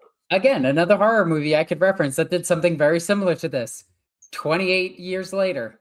Right. Bone Temple. This is not merely a place to store your trophies. The witches curate these remains into almost theatrical, staged arrangements to show off battles between species that never met in life. Stephen Lucas, thank you for the super chat. He says 13 Ghosts of Scooby-Doo inspired Dark Eldar. I mean, I think she's talking about the film 13th Ghosts, not the TV series. Yeah, 13th Ghosts. 13 the horror movie. Which has Tony Shalhoub in it, if I'm not mistaken. It's a pretty good movie. It does. Yeah. Good old Tony Shalhoub. Great actor. One of the and best of course, the Bone Zone. Yes, Godzilla Rex. You're right. It is the Bone Zone. So these Bone Middens being the outskirts of Aeldari, this is actually significant because the witch cults, they're comfortable enough to get close and make a graveyard gallery out of it. which suggests that there's maybe some kind of connection or relationship between the witch cults and the Mandrakes, but that's never been elaborated on. Yeah. And this is all within the darkest part of the Dark City that's a separate dimension from Kamarog. Well, it's important to point out that Aeldari has spilled out into Cormorog now. There's not there is it used to be a separate dimension, and now it's actually like kind of overlapping in some places. Is it like okay? Is it like a separate dimension that has an entryway, or is it like a here's dimension B, and they're just kind of like fusing together? So there's an entryway. The entryway is that where all the skulls were pointing to in Decapitator's chamber. That's where the portal opened to bring the shadows in. So it's like Bed Bath, and that's the beyond. Yes. Okay, question for you, Alexis. Let's say you're a witch cult leader. You're a succubi, okay? Damn right I am. And you go to the Bone Zone or the Bone Middens, and you want to set up some weird artistic display of things fighting each other that never actually met. What would you do? Like, what would you put there? Oh, okay. All right. So two things that have never fought, and it has to be something impressive. Okay. Well, because I'm not going to put up something that's not impressive. That's dumb. I think I would do. A whole phalanx of Jakaro skeletons fighting orcs. I mean, I was thinking a bunch of monkeys. I'm not going to lie. But. I think what I would do is put probably the. Oh, okay. Hold on. I gotta think about this. Cow vs. Dinosaur. Honestly, yeah, that's pretty good. I'm trying to think of like big creatures in 40K. It would have to be an Exodite Eldar Farseer on top of her mount fighting against probably like an orc on a squigosaur or a colossal squig. Or I'm gonna suggest a Kroot Shaper on top of the what are the big Kroot birds? The Great Narlock. Great Narlock, yeah. Yeah, that could be cool too. I'm gonna suggest that. Okay. All right, so well, you can't just leave me hanging. What's yours? Oh.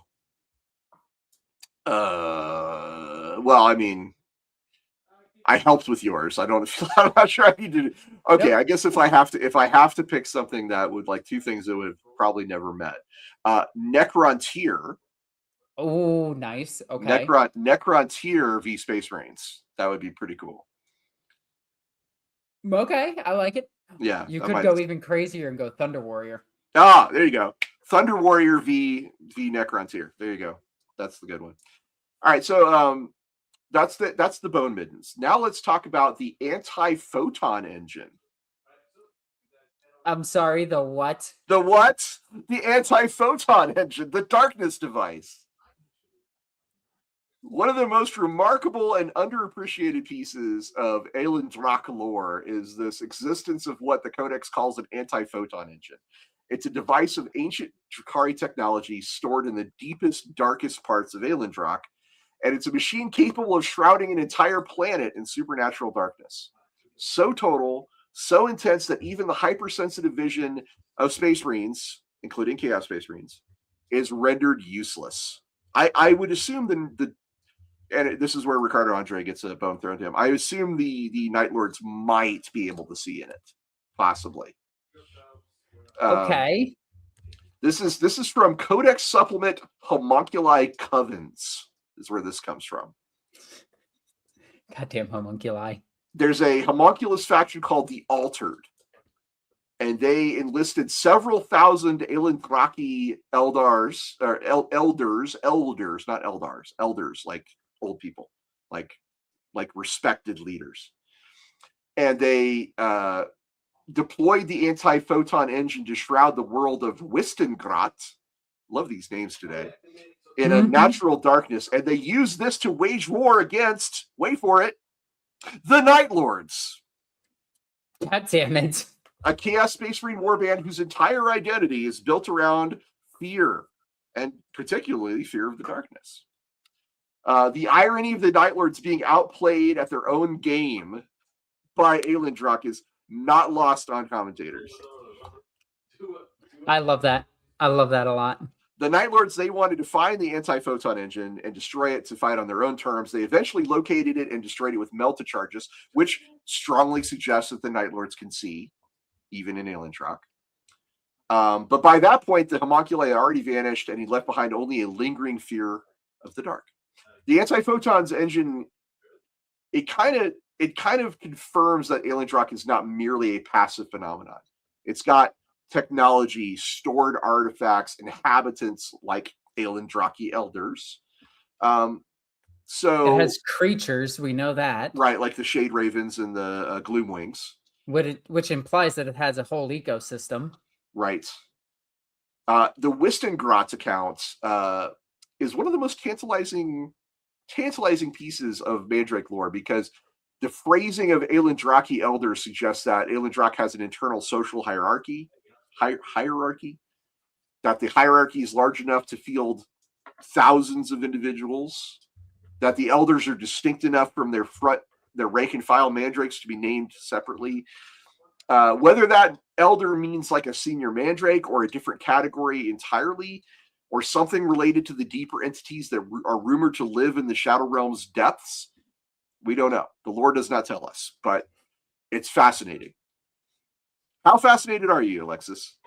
That face you're making. There are so many names being thrown at me.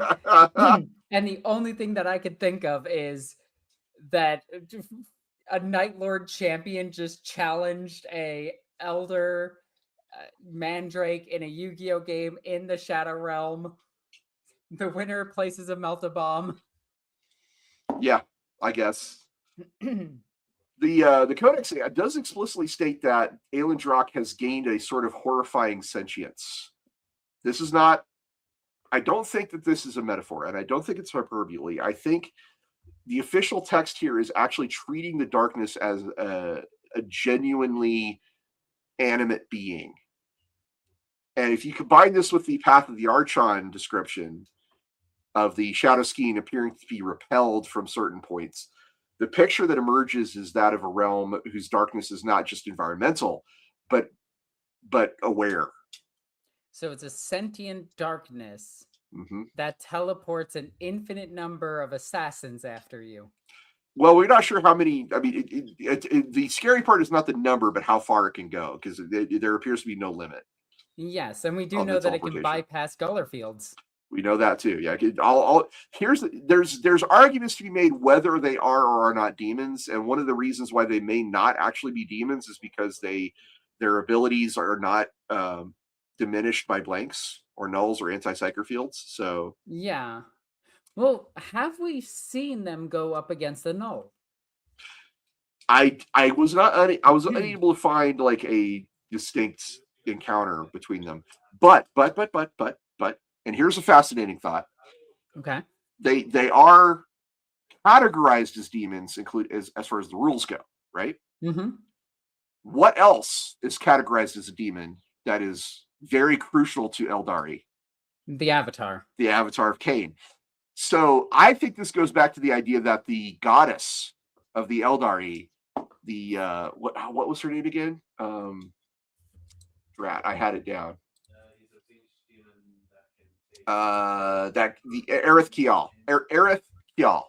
If Aerith Kial is in fact a goddess of the Eldar who survived the fall, then these mandrakes might be empowered by her faith or her divine power in the same way that Cain's avatars are empowered by his divine power. It might also be that the shards of that god are something that they've implanted in their skin, and that's where the tattoos appear. I mean, do you really need another sharded god? Look, everything is sharding everywhere in 40K. Even Magnus did it. Although still one of the strangest things in 40K lore is that Magnus fought Satan. When we do an episode on Magnus, I plan to bring that up. That's going to be fun. So Aeldari, there was a thing that was involved in called the Eluriac disjunction. Now, disjunctions, if you remember, when demonic incursions occur within the webway, and specifically Cormorag in this case. So there was a tyrant. There was a guy called the Tyrant of Stadom. His name was Eliric. The Shadow Dom. Got it. And he was resurrected, and he became possessed by a demon determined to collapse the boundaries between the warp and the webway. During this event, there was a demonic assault on Cormorag, and the disjunction threatened to open a hole in reality located within the Decapitator's skull chamber. Okay. And yeah, it gets, this whole thing is very, very weird. So wait, if they have the Decapitator, dude, his chamber is where the portal to Aeldari is. That's literally where it happened. But like, there's that whole thing of Cain's Gate in Kimura, where if it opens, an untold amount of demons pour out. So maybe this is related to that. Yeah, my man could probably deal with that by himself. Well, he was able to plug the hole during the Gathering Storm. So yeah, maybe. I guess Cain's Gate isn't exactly just a fracture. It's huge. I don't know. I would try it. I'd be like, yeah, go banish them back to the Shadow Realm. Now there's definitely conflicting stuff here. I found some references, and I want to warn you guys that like this is definitely on the fringe of like, did this lore, is this a real thing? But some lore suggests that there were princes, Aeldari princes, that were corrupted by chaos, and that one of them became a champion of Tzeentch, and one became a champion of Nurgle. And this is the Nurgle one managed to incorporate plagues from Nurgle into the Urguls. If you remember the Urguls, they're the aliens that serve the Drukhari as slaves and scouts and warriors and assault gorillas. And these plague-ridden Urguls were released into Cormorag as a biological weapon. Okay. So again, this is very strange because typically Aeldari are immune to chaos corruption as physical things. They're more like it develops as part of their personality and their madness rather than physical corruption. I guess with this, it's not that they are unwillingly being corrupted. Yeah, because they're willingly allowing it. I suppose it's very strange. This is some of the weirdest lore. I was like, I don't know about this. Like when I found this. Okay, to add to this, there have been Farseers possessed by Keepers of Secrets. So it's not completely unheard of. It's just extremely rare. Yeah, it's very unusual. This is from Path of the Renegade, Path of the Incubus, and Path of the Archon. These are the novels by Gav Thorpe. When this all happened, when this all went down, this is from those novels. So it's written by I think these are written by Gav Thorpe, right? Yeah, they're written by Gav Thorpe. Or no, Andy Chambers wrote Path of the Renegade. I'm sorry. And Andy Chambers wrote. Did he write all three of these? He possibly did. Yeah, these books are written by Andy Chambers, who knows a thing or two about the Dark Eldar because he was the one that created them. But it's just weird. It's so weird. Andy, what did you mean? I don't get it. Okay. I'm going full rules as written here. Okay? In the Wolfrup books, right there. There we go. There they are. You can try to resist getting chaos corruption, and then when you overdo your threshold and you fail your tests, you roll and then you have like a 5% chance of getting a physical mutation for an elf. Keep in mind, this is on a D100. You have between 1 and 5 to get a physical mutation. Has it happened in our campaign? Yes, our dwarf got a tail, which is still something that we have to deal with. But there is a rule stating that you could just allow it. So, maybe. So Ricardo Andre points out that Andy Law, I'm assuming, talked about elves marrying naiads and having kids. So perhaps mandrakes are a similar situation, just not naiads. Naiads being etheric entities would translate to the demon comparison. Well, as we said, one of the most common origins talked about is that they're half Eldar, half demon. But we're going to get into that because I question whether that's accurate. Anyway, yeah, we'll fight Andy on this. Well, no, not what Andy said. I'm not fighting. I'm fighting the fact that I'm a little skeptical. Nope. Let's put it this way. Ross is calling him out. We're getting a fist fight going. It's not true. What I'm saying is I'm skeptical about whether or not they are in fact demons. And we'll talk about that in a little bit. Do you want to hear about the Shade Ravens? Okay, tell me about some Shade Ravens. Do they also see their own version of the Eye of Terror and fly their spaceships? For those of you that don't know, there is a bird within the Kroot species that they use to find. Yep, that they use to find Peck, which is their incredibly convenient and way better than the Astronomicon in every way possible because they can see it through warp travel. That's how they navigate. And it's one of the craziest things. Like if the Emperor dies and that goes out, you know that there's going to be one radical Inquisitor just being like, birds! Give me all the Kroot Ore spheres. I want to use them. All right, so the Shade Ravens, these are avian entities that are confirmed to live alongside the Mandrakes in the Shadow Realm's most darkest recesses. So the dark birds of the Dark City's darkest city, darkest part of that city, that's where you'll find the Shade Ravens. They are almost certainly. I feel this is a strong connection to Corvus When Corax. I was a young boy. The lore on them is very sparse. There's a passage in Codex Dark Eldar that says a Drukhari Akothist named Midlian, which I think is a reference to Nightbreed. Anyway, he gifted his masters in the Coven of 12 with a flock of Aeldari Shade Ravens. The Shade Ravens was a gift that was very well received, but it was rumored that their caw, their bird-like call, slowly drives those who hear it insane. I guess more insane in the case of the homunculi. I mean, that's just a pet bird. And people will notice that the Council of 12 became more and more eccentric over time after the gift, which this implies that prolonged exposure to Shade Ravens is sufficient to erode the sanity of even homunculi, who are themselves creatures of immense age and psychological resilience, because they have to put up with a lot of shit to be a homunculi. So that's what we know about Aeldari.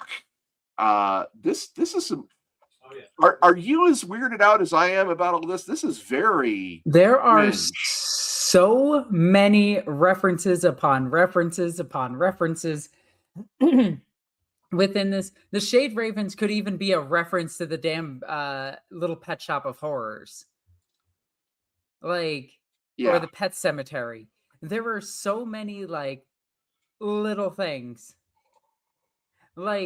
Also, the darkness is the darkest darkness, that darkness ever darknessed. It's super dark. It's so dark. It's so dark. It's so edgy. We got our BDSM elves. Oh my god. All right. So, are they demons? This is the part of the debate where I want to talk about whether or not they're demons. Alexis, what's your position before we get started? Okay. All right. There are two possible fields of thought here. One, is GW actually really cool and going to allow this to happen? And two, realistic. The realistic answer is we will never really know. We will just constantly be teased because GW just loves that kind of stuff, where they're just like, oh, it's maybe, we're never gonna finish this story, a teehee. Hey, here's another book about something that's related. The cool answer is yes. Yeah, they definitely, if not yes, they should be. Because the idea that the Aeldari as a species believes that they're incorruptible is in itself a failure of their species and is what led to their own downfall. And the fact that the Athiani or the Craftworld Eldar don't believe that they are half demons, while knowing full well that they are, just living in denial, is a perfect example of how superiority complexes ultimately fail. And I love it. It is a direct showing of their own failure to their face, and then they have the gall to criticize another race's fall. It would be really, really cool. It makes very little sense in 40K, but we have had demons possess people and then give birth to demons. But that was with humans, and humans in all fantasy settings can give birth to all different types of species. Just look at D&D. Humans' magical ability is to breed with everything. I It's mean, a you're not wrong. hilarious joke, but it's You're not wrong. very true. But I love the idea that they are half demons. I love the idea that they freeze part of your soul. I love the idea that they are part of this dark and twisted version of their own god. Like their god tried to flee to another dimension that where they may or may not have been destroyed if they didn't go there. And going into this darkness has driven them insane, and their followers went and were possessed by the demons as a way of coping with existing in that dimension. It's a really, really cool way to look at it. I also like the idea that Be'lakor might have made this dimension because it is a shadow dimension. The Legion of Shadows comes out of shadows. It's very similar to what Be'lakor does, and Be'lakor is an undivided demon. Um, I love, love, love the idea that Be'lakor is somehow involved in this. I think that's really, really cool. Do I actually think GW will ever sit down and say that they are half demons? No. No, not at all. This is like asking what the Emperor asked the the Chaos Gods. What did he exchange with them in order to gain knowledge? We'll never know what was said there. And it's the same with this, I feel, where it's like, here's the mystery. We'll never actually know. I am in the camp that they are not demons. I am in the camp that because their shadow travel is not impeded by anti-psyker measures, that they therefore are not demons, that there's something else. And Aeldari does seem to be not the warp. Okay, it is whatever it is. It does not seem to be the warp, which is where demons live. So I believe that demons are fundamentally warp entities. That anything powered by the warp can be disrupted by certain things, and the Mandrakes are not. So my one nitpick at that, and this could be because the writers forgot. Okay? This could simply be because the writers forgot. Technically, Be'lakor did get past the Gullerfield when he appeared on the rock. Now, personally, this is not a gotcha. I actually think that the writers of that story just simply forgot about the Gullerfields. That's entirely possible. And was this in a rule book, or Yes. was this okay? So I mean, it's still possible, but less likely. Yeah, it was in the Vashtor book. Right. Again, the Arcs of Omen books. Arcs of Omen, yeah, that's the campaign. There's a lot of things in those books that are iffy, like the Solitaire being soulless, things like that. So in the Gathering Storm, it said that Aeldari can consume demonic invaders. This is after the Skull Ritual and the opening of Aeldari into Cormorant. Okay. Mm-hmm. So the language saying consumed demon invaders implies that the living shadow of Aeldari can destroy or absorb demons that wandered into it during the disjunction. So now consumed does not mean permanently destroyed, but it certainly implies it. Well, okay. The one thing I will add to this is in the end times, when Slaanesh consumed other gods and other deities and other races, technically they weren't they weren't obliterated. They were still there, and they were just being corrupted. And that's how we got the Idoneth Deepkin, and well, that's as far as my knowledge. Oh, and Snake Lady, and we got Snake Ladies.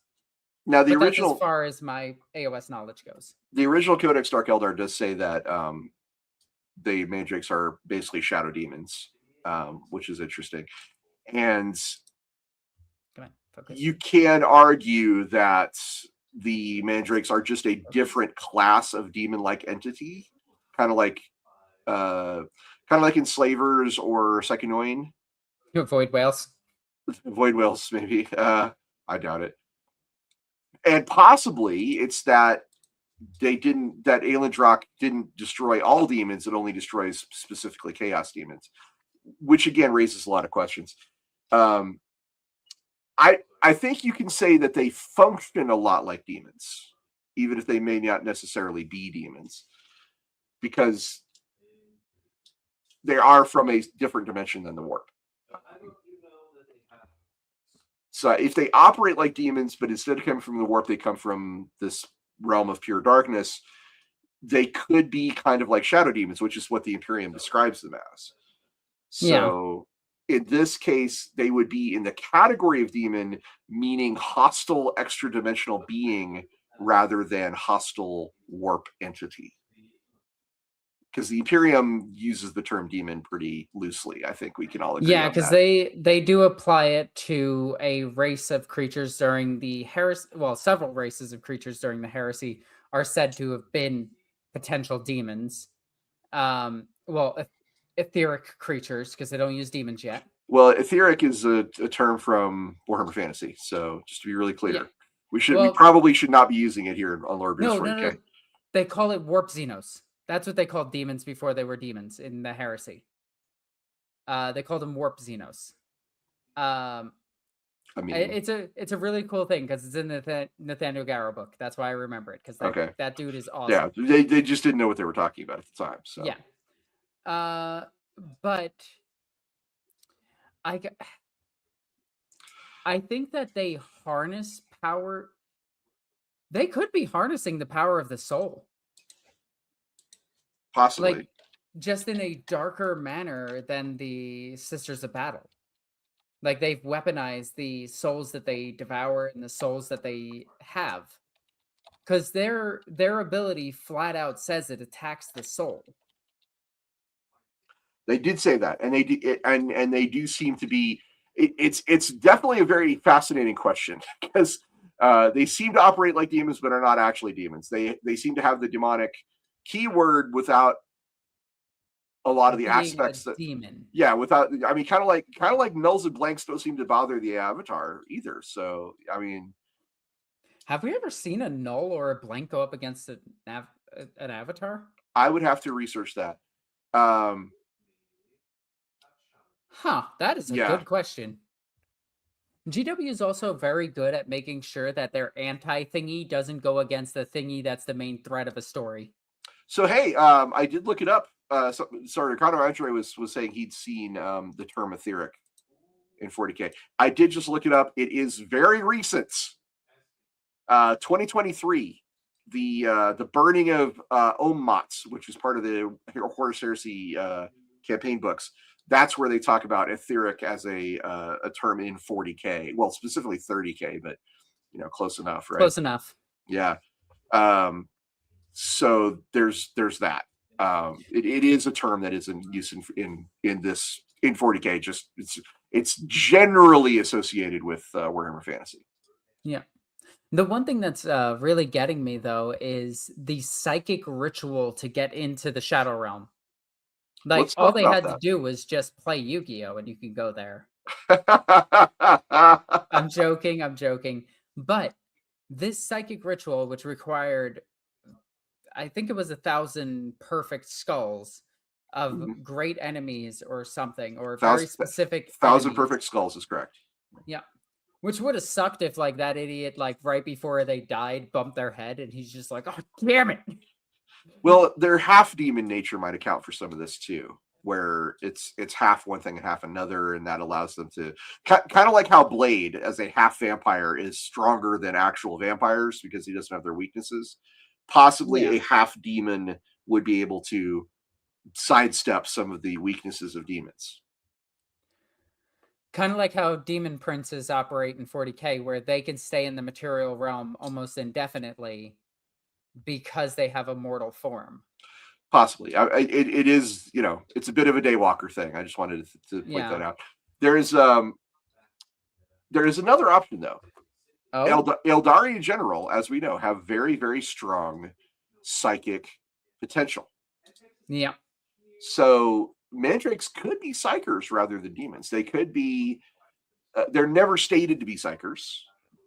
Their powers bypass psyker suppression measures. And the most accurate description is that they're something else entirely. They're not demons, they're not psychers, but they could be psychers because their powers, I mean, psychic abilities are essentially magic, right? In 40K, you can do a lot of weird shit with psychic powers. So that could be another way to look at them, is that they're maybe psychers rather than demons, because that is just something that's baked into Aeldari DNA. And lastly, for fun, Alexis, they could be altered by the old ones. Maybe Aeldari is one of the old ones from the War in Heaven. I was trying to avoid it. Because if the old ones can create the Eldar, then if Aeldari is an old one, that could possibly modify the Eldar. Yep. It could also be that they just have some technology we're just not aware of. And the old ones, as we know, had very strong warp adjacent abilities. They were able to they were able to build the webway in the first place. They were able to destroy. Well, they were able to mess up a lot of things with warp abilities and create entire species with warp abilities. So, there you go. There is a question here that I do want to answer. Please, I'm not going to touch this one. So Ricardo Andre says, demon princes have a mortal form. I thought their bodies were fully etheric. It's just their own presence once summoned, or it comes out. So it depends. But one of the real reasons that demons need demon princes to lead them is because they have a mortal form. All demon princes in Warhammer 40K, strictly in Warhammer 40K, are human in some way. I think there's like one demon that's potentially an elf. But most things, like if your form gets obliterated and reformed as strictly a non-physical form, then you might turn into something like a Keeper of Secrets or a Lord of Change, which has happened before. But that's really, really old lore. Newer lore is that the body of the physical body of the person is altered with chaotic energies and transformed into what looks like a demon. So their physical form is actually what binds them to the material plane, and it gives them all of that power, and warp stuff oozes out of them, which allows them to summon other demons. That's why Nemeroth from Space Marine 2 is transforming in front of you, and Titus is just beating the shit out of him. But there are demons that have ascended from human forms that do not have a mortal form anymore. Be'lakor is one of them, I believe, where he has to return to the shadows. But there are demon princes that constantly travel with their warband. There's a woman that leads a Iron Warriors warband that's a demon prince. There's also a Night Lords captain that's a demon prince and leads. I think the World Eaters have a demon prince as well. That's named from the books, but I can't remember. Demon princes in 40K are very, very different than demon princes in any other setting that Games Workshop does. Just putting that out there. And that's why I prefer to avoid the term etheric where I can, just because it is specific to the ways that things work in Warhammer Fantasy. Also, a lot of people get the two different types of demon prince mixed up in Warhammer. A Runestorm demon leader, I can't remember what they're called right this second, but they are essentially the demon version of a demon prince, where a demon prince is a mortal. And then once they're destroyed, they become a full. Once their physical body is obliterated, they become a full demon, and then they're no longer a demon prince; they're just a big demon. And I think to be clear again, etheric with a Y, not ETHER, but AETHYR is the term ether. That's what I'm talking about when I say ether or etheric, because that is a very specifically loaded term for Warhammer Fantasy. There is a dubious source. I'm going to be clear. This is definitely more of a fan theory that the Mandrakes are actually cannibals. That they devour their victims, like not just the pain and fear, but they also like the flesh. How are they going to get them out of their pants? Well, we know that they turn their enemies into clothing, so food is also not off the table. To pardon the pun. Yeah. Like actual physical food. We also know that Drukhari enjoy the foods of other alien races. That's true. Corsairs specifically. Corsairs, yeah. They're Epicurious, yes. All right, so you want to hear about some fan theories? Ricardo Andri, I'm talking about Runestorm. The Runestorm demons. Those are strictly demons. Right, and Runestorm demons are different and distinct from the demons that we know in Warhammer 40k, typically. Yeah. Typically. Because those appeared only during the heresy and only during a very small time during the heresy. Yep. All right, so moving on. Let's talk about. You want to talk about some fan theories? You know what? Sure. I want to know what I want to hear the crazy stuff that they come up with. All right. So you remember during the War in Heaven, we talked about how the Hrud have a legend that one of the old ones is amongst them, right? Yeah. Remember that? And that guy was called Qua or Qaw, Quah. So there's a theory from among the fans that says that Qua, who is, according to the Hrud, a god of shadows, could have been fragmented by Slaanesh into entities called the Umbra, which makes Qua either an Aeldari god or an old one whose domain was shadow, and that Aeldari may be a remnant of Qua's divine realm preserved after Slaanesh started them, just like all the other Aeldari gods. And that Mandrakes are Aeldari connected to or transformed by Qua's lingering shadow power. Possibly, this makes the Aeldari a surviving old one, and the Mandrakes are the protectors of this old one. Oh no, the Umbra, that's xenology lore. Yes, one of the comments. Yes, thank you, Nestor Vitover. I did not say this was my theory. This is just a fan theory. I hate it. Yeah. It mentions the Umbra. Terrible. It comes from Xenology, which, as we all know, is like an absolutely terrible book, and we should never reference it. I'm just gonna say, orcs are not, balloon people with no bones.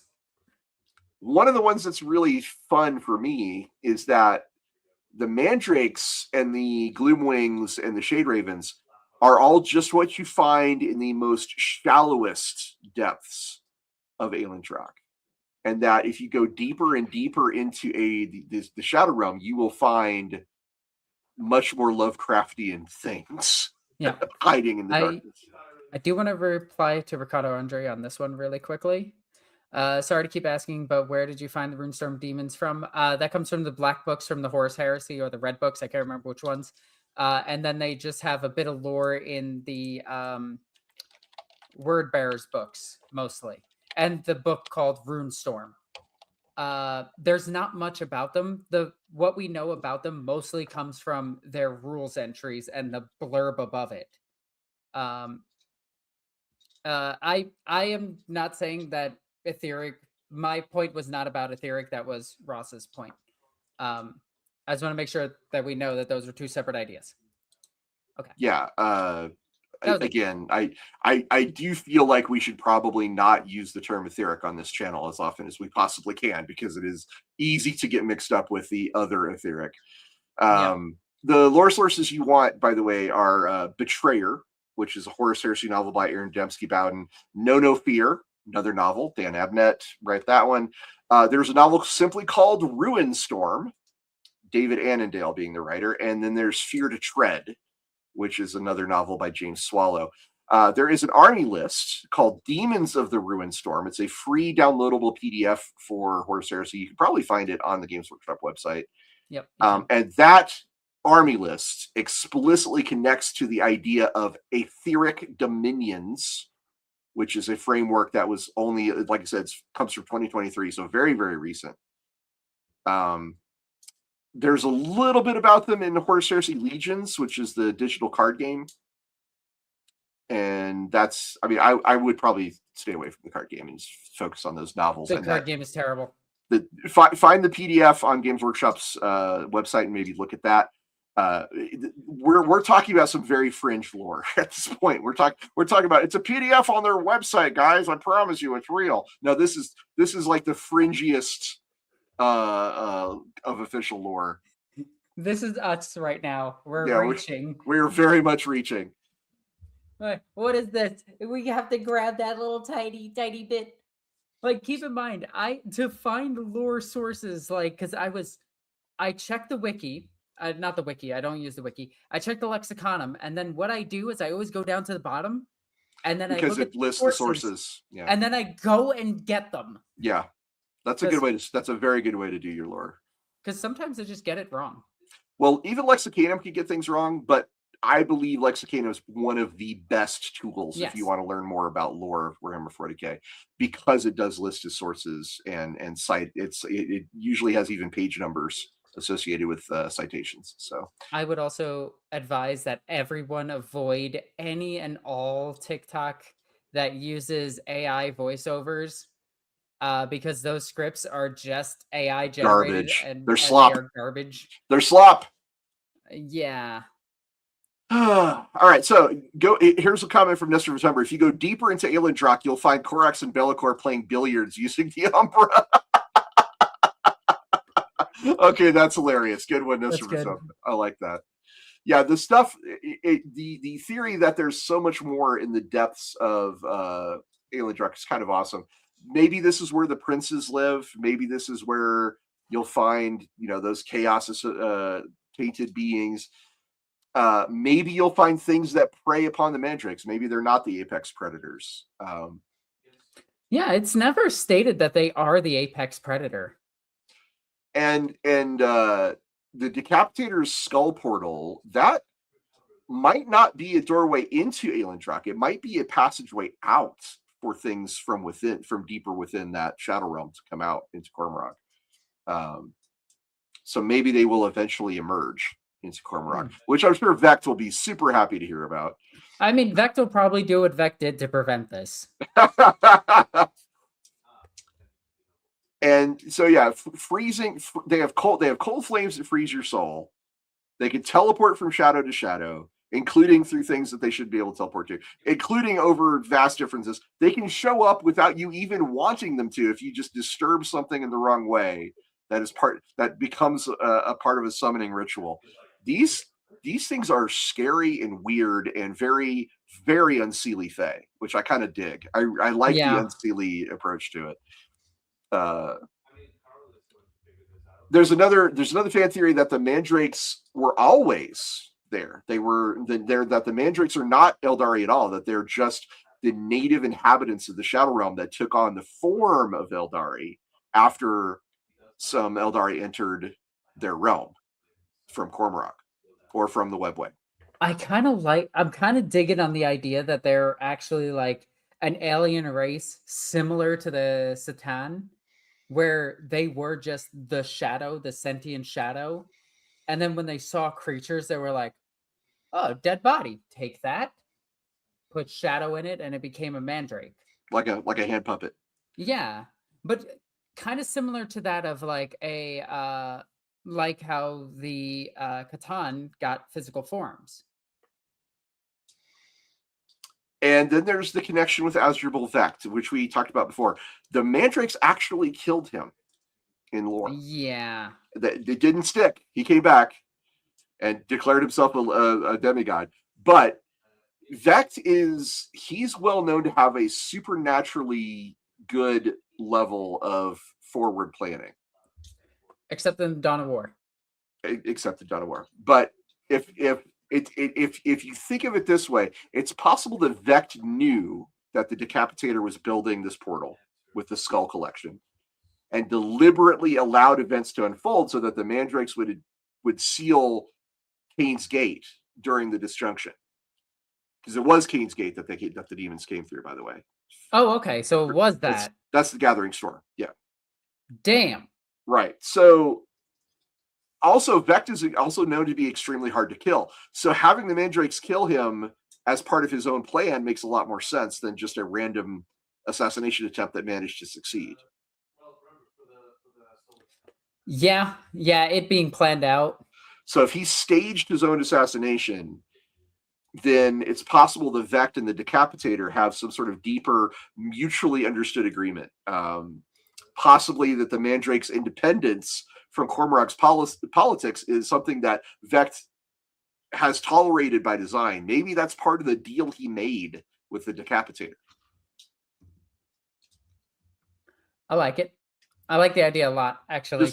It's a fan theory, but it holds up. Like there's a lot of like, okay, that seems legit. Like I kind of like where that's coming from. Yeah. I like a lot of these. These are really cool. We do got a question from Ricardo Andre. Is Aeldari a subrealm of the Webway? We don't know. It's definitely a separate and distinct dimension from the Webway that bleeds into the Webway through the portal that Decapitator created. So it's unclear whether it exists within the Webway or adjacent to it or outside of it. That we're not sure. I consider it as a separate dimension, but I also consider the Flare realm its own dimension. So, grain of salt with that one. Oh, also, I wasn't saying the Runestorm demons have physical forms. They don't. Demon princes do.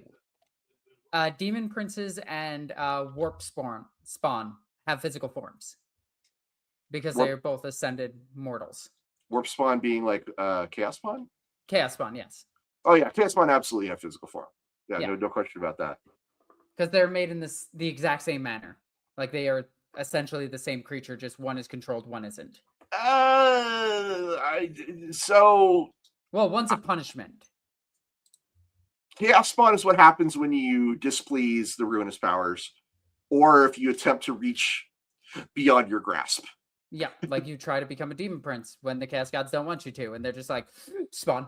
Well, again, I would say it's unclear whether the chaos gods are intentionally inflicting this or if it's just a consequence of trying and failing. Yeah. Because again, the chaos gods in 40K are they're not exactly sentient beings. They are more like forces of nature. So yeah, but the chaos spawn is in fact physical because it is the body that's been uncontrollably mutated and warped by the power of chaos into something that is essentially a mindless beast. Oh, Ricardo Andre, Runestorm demons don't have demon princes. They have hierarchs, which are demonic leaders. And Runestorm was a very special event that actually manifested the demons into reality. So here's there's a whole book about it. Here's a fun one for you, Alexis. Yes. What if Aeldari is actually a Catan shard?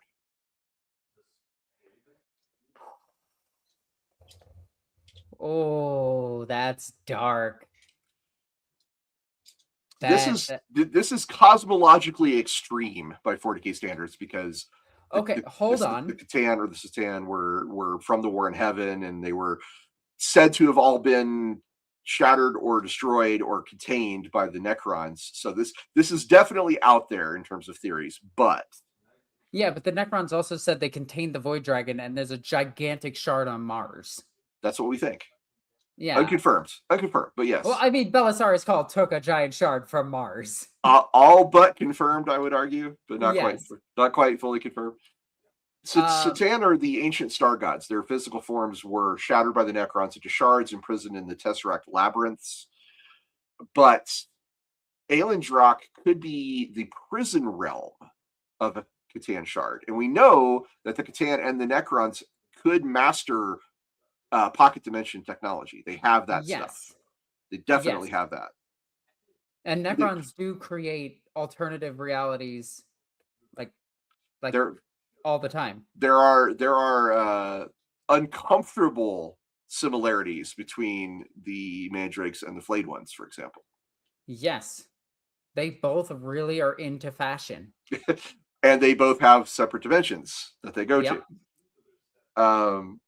So if there was a Catan shard that was all about shadows and was shattered during the War of Heaven, the Aeldari might be like the Flayer dimension or the Flayer prison, and the Mandrakes might be people infected by or touched by or absorbed into that Catan shard.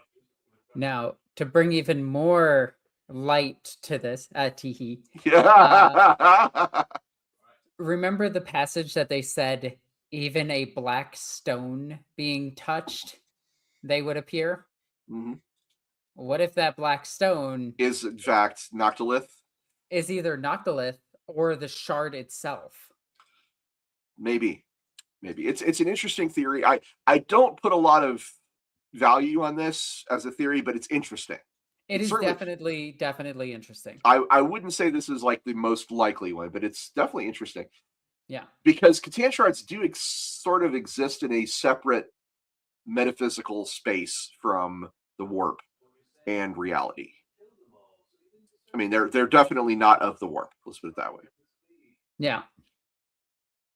Here's another one. Mandrakes could be an example of undead Drukhari souls. They could be ghosts. They could be I like that one. Because it explains the cold and the frozen soul. Right. And specifically, they would be the Drukhari who were not harvested by Slaanesh and also failed to be resurrected by a homunculus, which leaves them in sort of a half-consumed state. Okay. So under this idea, the Mandrakes are Drukhari who died wrong, quote unquote. And it might explain why the Drukhari are so scared of them as well. That's what might happen to you if you... Spooky ghost powers. Maybe, possibly. Gotta catch them all because he's Danny Mandrake.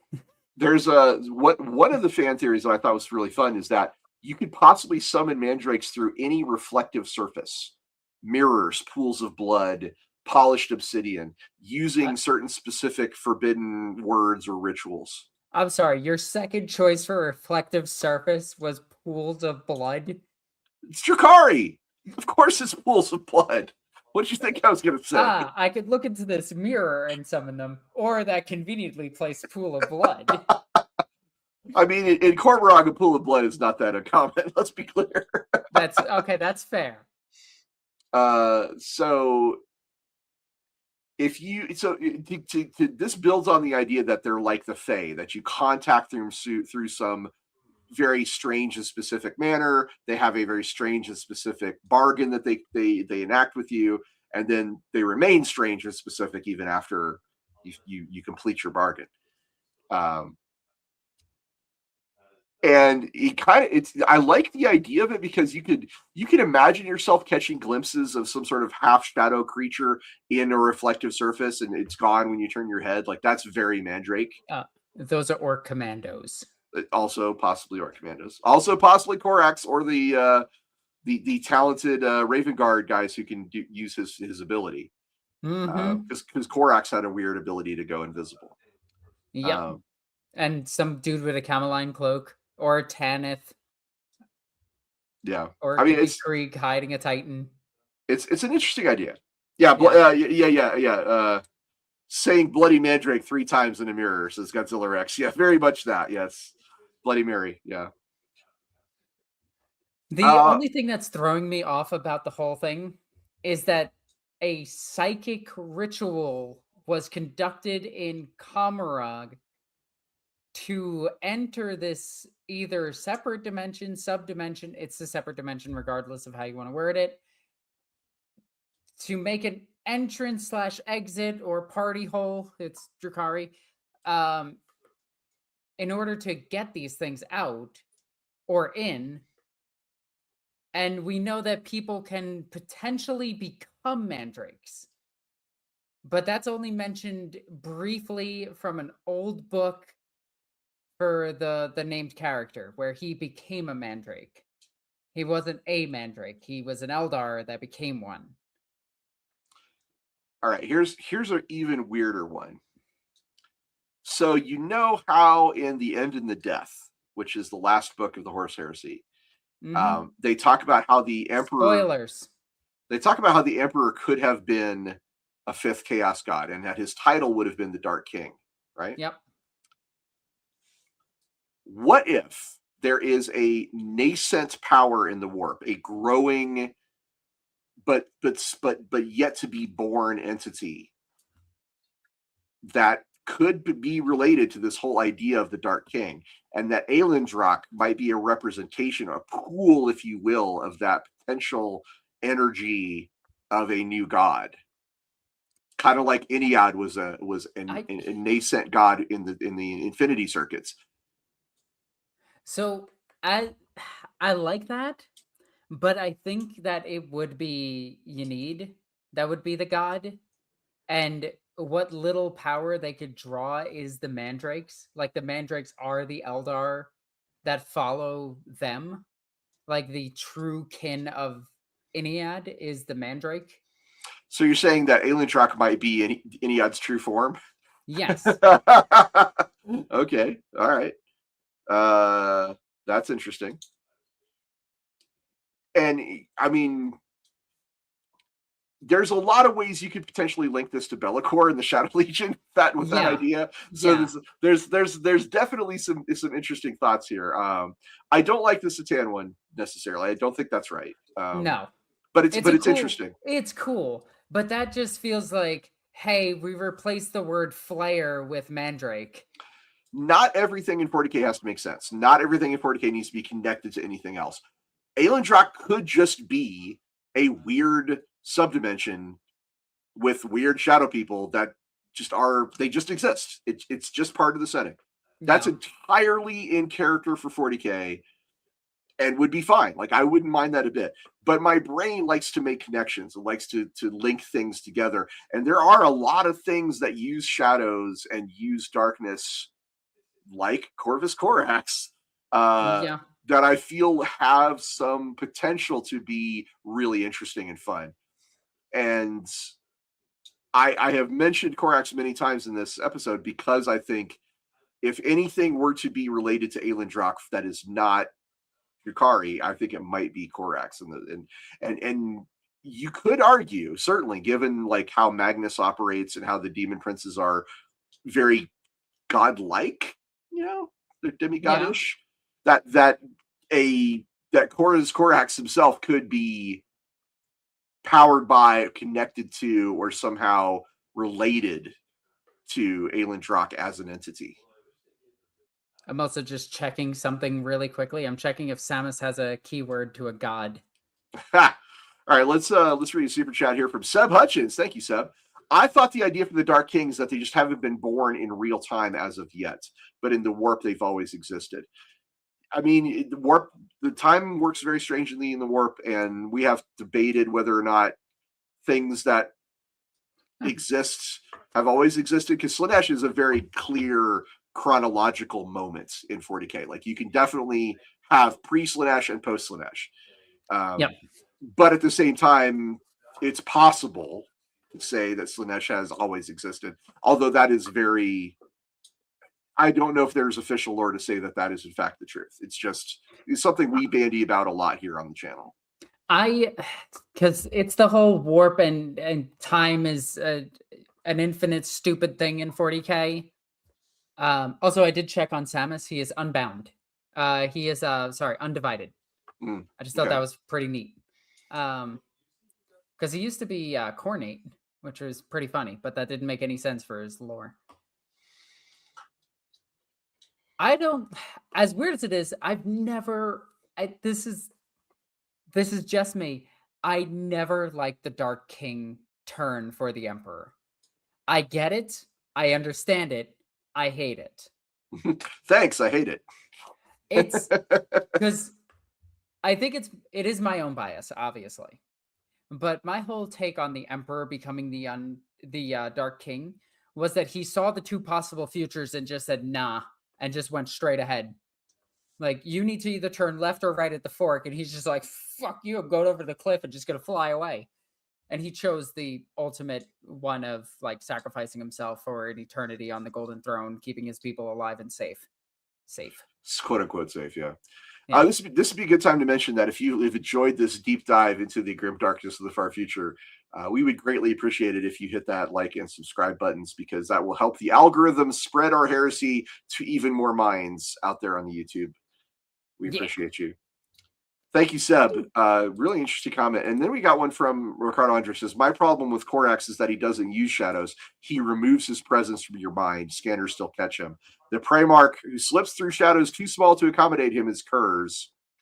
Well, what if Aeldari is related to or somehow is part of Conrad Kurz? I mean, that's also a possibility. Mm-hmm. So yeah, because all the Primarchs, to be clear, all the Primarchs have warp stuff inside of them. They are not just beings made out of science and genetics. They also involve a pact made between the Emperor and beings of the warp. Quick little caveat to that. That does not mean that they're all psychic. No. They have psychic powers. Some of them do, some don't. Yeah. Yes. Notably, Magnus, Kurz, and Sanguinius all had psychic abilities. Yep. To varying degrees. Anyway, so that is connecting it to the Primarchs. I want to be clear. Connecting Aeldari to the Primarchs is a reach. It's a stretch. Just like connecting it to the Dark King is a stretch. I don't think it's a Satan. I don't think it's a Primarch. If you ask me, like, what I think is possibly, I don't know what it is specifically, but I'll tell you what I think the most interesting answer would be. Let's put it that way. I think the most interesting answer is that it would be an old one, or Qua. You know, if you really want to go there. If you want to rescue anything at all from xenology, it might be this. It might be that Aeldari is the remnants of an old one. Yeah. To me, that's also the most interesting part. I think you are correct here, Ricardo Andre. They say, to be fair, in my understanding, whoever won the fight would become the Dark King, because Horus really started acting that way, much like, the Chaos Gods and junk. I kind of agree with that. And that's why I think the Emperor took the wound, because then both of them lost. Like, that's still my whole theory, is that the Emperor chose to lose tie the fight, essentially. So yeah, the realm of shadow, Aeldari, the Mandrakes who emerged from it. Are they demons? Are they not? Is Aeldari a separate dimension? Is it a god? Is it a star god? Is it something else? Who knows? Does it predate the universe itself? There's a lot of questions to be answered here. But Mandrakes, I hope if you take something away from this episode, I hope you take away that Mandrakes are interesting. Their shadow realm is interesting. Their connection to the politics and culture of Cormorag is interesting. And they have really fun new models and a really interesting backstory for all their weird ass abilities. So, I do absolutely love that they gave us a whole one sentence per guy to explain them. What are your final thoughts on the Mandrakes? I think that Dark Eldar as a whole army really needs more and more lore, and suffers from the fact that they don't have enough books. And I would want a book focused on a rogue trader, a planetary governor specifically, making a deal with the Mandrakes, and what that planetary governor would keep giving up until there is nothing left of them. Because I could see the absolute perfect Mandrake book would be that a planetary governor is being attacked by Drukhari, right? Okay. because that would make total sense. The Mandrakes come to assassinate him. He's like, wait, I have great boons to give you. I can give you every citizen of this planet if you spare my life, because that's how planetary governors sometimes act. Most of the time will act. And the Mandrakes stop. They give pause. They're like, okay, let's hear this out. You would sacrifice every one of them to us. Yes, but you need to stop the Drukhari. Okay, we could do that. They assassinate like the leaders, the Archon that's leading that raid. They assassinate, like, say, the head witch that's leading the raid or something. And there's a whole inner working of Drukhari versus Drukhari and politics and things like that I would really love to read, because I love reading political dramas. Game of Thrones fan? No, not at all. Weirdly enough, I never got into Game of Thrones. I really should. Except for the final season. I heard that's bad. Yeah, but anyway, don't do that. I would love to start with that story. Then the Mandrakes come back, and a couple years later, the planet's being attacked by something else. And the guy's like, okay, I need you to protect me against this threat. I will give you whatever you want. And they request something that he cannot give, but is unwilling to give, like a precious memory of, like, his childhood friends. Actually, he would give that up in a heartbeat. His precious memory of himself ascending to being a planetary governor. Okay, that's something precious to them. Or the location of their hordes of money. And then it's just slowly this governor is losing stuff to the Mandrakes over the course of years, until it's revealed that the entire time he's just been babbling in the darkness, and they've just been feeding on him the entire time. I think that would be a really, really, really cool book. And the whole time the first raid, it's revealed that, hey, they actually took him with them and put him into a tower within the Shadow Realm that looks like his domain. And they've just been feeding on his insecurities, feeding on his hate, and feeding on his anger. And the entire time, it was just the Mandrakes messing with him. It would be funny. Really solid book, and it would show just how dark the Drukhari actually are. I'm with you on that. The Mandrakes, they are fully independent operators. They are a mystery the Imperium can't solve or categorize. They can appear in a locked room as long as there's a shadow. They represent something that's really rare in Warhammer 40k. It's a faction whose nature is not just scary, it's unsettling. We understand the threats of Tyranids and Necrons and even demons to some degree. But the Mandrakes, they refuse to be understood. They are the faction that frightens the faction that frightens everyone else. And they operate outside of every hierarchy. They accept payment in heartbeats and voices. They've been quietly working towards an 8 millennia long project that reshaped the politics of Cormorag. That succeeded. They live in a dimension that can consume things that aren't supposed to be destroyed, and they can step out of any shadow in the universe at will. So the most disturbing part of this is the simplest. Nobody, not the Homunculi, not Asdrubal Vec, not the Inquisition, not even other Mandrakes, fully understand what they are, what they want, or what the Decapitator, what his portal has now made possible in the depths of Aeldari. They are just a bizarre, scary mystery of shadow and hunger. I mean, it feels like they would get a really great In Search Of episode narrated by Leonard Nimoy, talking about all these weird, strange facts that would just leave you sitting there going, you know. That's my final thoughts. That's my final thoughts on the Mandrakes. I also love the fact that they give the butchers, the sadists, and the masochists reason to pause. Oh yeah, yeah. The faction that frightens everyone else is frightened of them. Yep. Or do we have any miniatures to look at this week? We do. We have a little bit of miniatures. I just got to make sure I get all of them. And make Well, sure I didn't forget any. While you're doing that, I'm going to mention that if you have any further questions or comments about the Mandrakes or Aeldari, please put them up in the chat, and I'll see if we can answer them. They can't all be Ricardo Andre, although he's asked a whole bunch of questions. That's not a bad thing. It's not a bad thing. We're happy with it, but they can't all be you, buddy. Let's see here. In Aeldari, but darkness and shadows instead of trees and life, and the forest is hungry and hateful. Yeah, that's a good way to think of it. Not unlike Aeldari from Warhammer Fantasy. And Nestor Retumber says, perhaps Aeldari is the shadows of the friends we made along the way. Nice. Oh, that's great. Good one, Nestor Retumber. You're killing it today. Killing it. Love it. So we got some miniatures to look at. Yay! Ooh.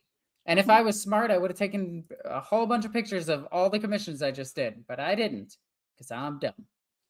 So this comes from Rush to 21129. This is his Death Company so far. Let's see. In fashion, just looks like a work in progress. They look pretty nice. Well, I think Rush's army is the one that we've seen that's purple and gold. Yeah. So these guys being Death Company, they're mostly silver. They're mostly metal colored. Whereas ordinarily sense. Black. Ordinarily in the Blood Angels, the Death Company is all black as opposed to red. So I think these guys are all silver as opposed to purple and gold. And here's a question for you, Ross. What color is unpainted ceramite? Gray. We know this. We know this because of the Gray Shields. I would agree with you on that, except the Death Guard book flat out says they don't paint their armor and it's white. I always assumed it came down to where the ceramite came from. That's likely too. That's also very likely. I'm not going to deny that. I just always thought that was funny. It was like unpainted gray marine is not actually gray. Rush asks, do Mandrakes trade secrets for jobs or just souls? Both. They want slaves and they want secrets. Or whatever that it could be, again, memories or weird things as well as slaves as well as souls. So that they are into all of those things. Question from Godzilla Rex: do they get a weird beastie they ride? They should. That would be cool. That would or be tiny really burbs. Cool. Tiny burbs. Ricardo Andre, hey Ross, I'm just very curious and annoying. Perhaps you're not curious. You're not annoing. You're not curious. You're not annoying. You're not annoying. Depending on how much you sigh when you realize I pinged you. I only sigh because your questions are involved. Like, you never ask a simple question, and that's fine. There's nothing wrong with that. I enjoy digging into things. Sometimes I have to kind of psych myself up a little bit to tackle a more complicated question because 40K is just full of so many weird lore bits, and sometimes I have to explain, well, this is from Xenology, which is a book that nobody should ever reference, stuff like that. It's just 40K is very, very complicated. So I don't sigh because it's you. I sigh because it's complicated. And that's okay. That's not a bad thing to be a guy who asks complicated questions. It's absolutely fine. And their inspiration is more of a Spectre version of the Death Company. Okay. Yeah, I like it. I dig it. I like the two different bolt pistols, not bolt pistols, plasma pistols you have here. You have the new, the call pattern plasma pistol, and then you have an older plasma pistol, one of the... Sanguinary Guard, I think. Yeah, the Sanguinary Guard ones. You also have the Laurels of Victory on this Space Marine's head, so it implies that these Space Marines were veterans, which I really like. Any Blood Angel can fall to the Black Rage, no matter how veteran they are. Mm-hmm. It's said that Dante and Seth were both chapter masters, have struggled with it in the past. Yep. Commander Tycho fell to it and then died. Captain Tycho, yes. Yeah, and Captain Tycho. Tycho, can't wait to talk about Blood Angel characters, man. That's gonna be fun. I know, it's gonna be fun. All right, moving on, we get the next picture of him. I'm digging the color scheme. The only thing you need is a darker base. Do up some base work, they'll pop. But I would make it a dark color to make the rest of your model pop. Okay, moving on. We have Whoa, Nectar of mama! Wow. This is a Loyalist Thousand Sun. Heresy era. Yep. He's And it's wearing an Astromancer. he's wearing that looks like Mark 8 armor actually. Heresy armor. Yep. Not This Mark 8, looks Mark clean. yeah, it's Mark 7. I forget what Heresy armor is Heresy Mark 5 actually. It might be Mark 5. I thought forget. it was Mark 7. It might be Mark 7. I thought that was also Aquila though, so maybe I'm getting old. I can't remember the power armor marks. You know, now you got me questioning it, so I'm like, no, that's not. Wait, I just completely forgot everything that I've ever learned. Yeah, let me. Mark 7 is Aquila. Mark 5 is Heresy. I was right. Okay, It's Mark 5. Mark 5. So that's a Mark 5 suit. That's a really nicely painted Thousand Sun. Mm-hmm. Really nicely. I do want to bring something up though. Okay. I always, anytime Mastercrafted is a rule in the Warhammer Heresy game. It used to be a rule in 40k, but they've long since abandoned it because it's a single reroll on a miniature. Anytime I had a master crafted ranged weapon, the only thing that I did to show that it was master crafted was put a scope on it. That's Interesting. it. And well, it was a simple way of doing it, you know? So first of all, I love the helmet. That's a very specific helmet for the Thousand Suns. I love the detail of the antenna on his backpack. Mm-hmm. That's great. I love the staff. That's great. That's very characterful and flavorful. The base is immaculate. Well, great work on that, bro. This is a high quality. Yeah. Thousand Sun that's win your local painting competition, Thousand Sun. And then we got one from the side, so we actually get to see the green in the eyes. That's double. It almost looks like it's triple highlighted. Well done. It looks like you did a very bright green in here originally, washed it, did the green over once more, and then you did a moot green as the final highlight, which I really appreciate. Also, I love that you got the backpack back here. Mm-hmm. Yeah, that's rare. I normally skip that. Like most people do. Yeah. Yeah. If I owned this miniature, I'd be very proud of it. I also love all the weathering on all the pleasure bumps. Really nice. The molecular bonding studs. Thank you. Yeah. Oh, sorry. That's what the kids are calling it now. Whoa. Don't talk to me or my son ever again, is what this picture's saying.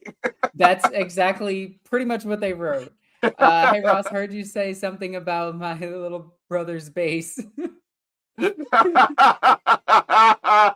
Now, Ross, I need to test your age.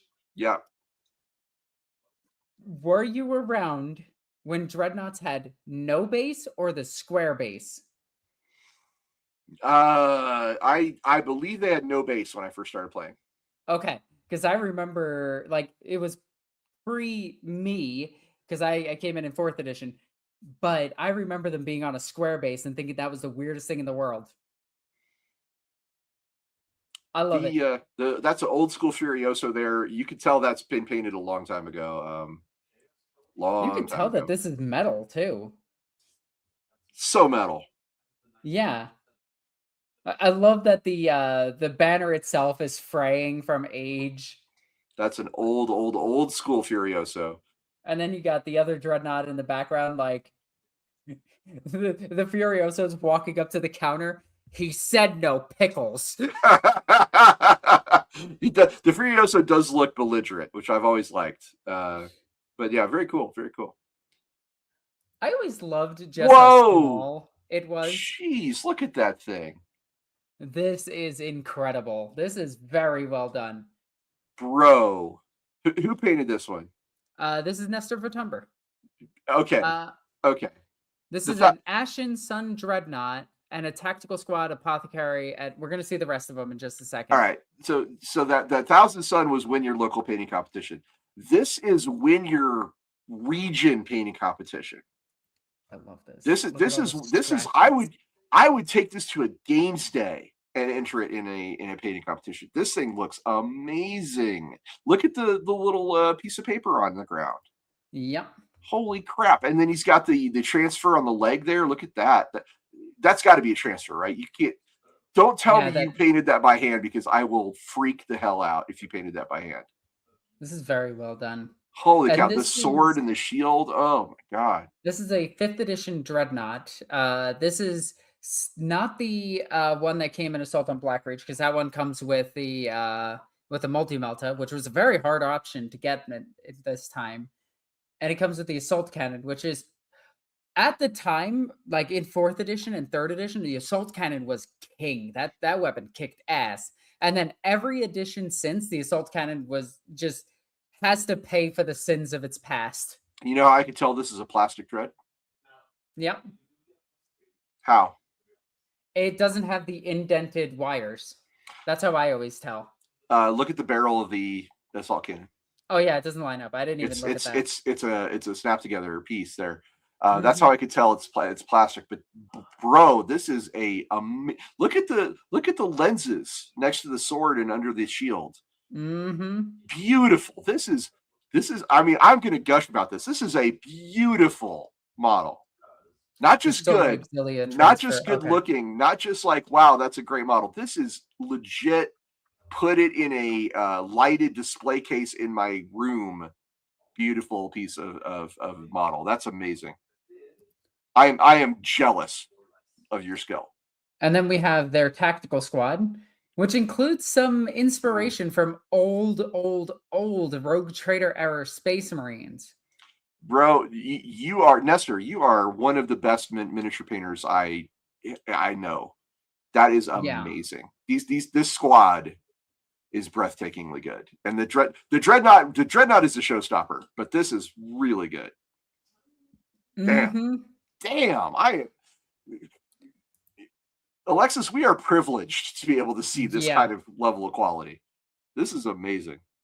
I love this. This is fantastic. Nestor, if you're not a commission painter, you should be, because you could make some serious bucks. Yeah, I would charge almost triple my rate to do this level of work. Good Lord. Oh. Then we got a Chippity Chaplain and an Apothecary. Which I absolutely love, the Apothecary, which is a bolt gun. Look at the chaplain's backpack. Oh my god. And the glowing eyes. I always felt weird about this particular chaplain because for some reason he's very small. It's very weird how small this particular chaplain is, because most are taller than him, and he's always been like the small one. But I really, really, really like this. This is fantastic. Very impressive. Those have got to be sculpted purity seals. Yeah. The model didn't come like that, did it? I don't think so. I don't believe so. So wait. Go back to can you zoom in on the Apothecary, please? Okay, does it get any bigger than that, huh? Enhance. So the one okay, so there, I do have a slight issue, and that's with the Narthekium is on the wrong arm. Yeah. I think it's there because it would get in the way of. I realize it's absolutely necessary based on the model's pose. I get that. It's just a little bit of a nitpick. I'm like, it's the wrong arm. But it looks really, really good. It's possible too that the picture's flipped, so I'm not gonna dwell on it. But it's very cool. Is that a disintegrator? That is a combi disintegrator. Combi disintegrator. Damn. Because you can see the bolt gun under it. You sure can. Yeah. And this I love the Marine. patina. The patinas on this are really impressive.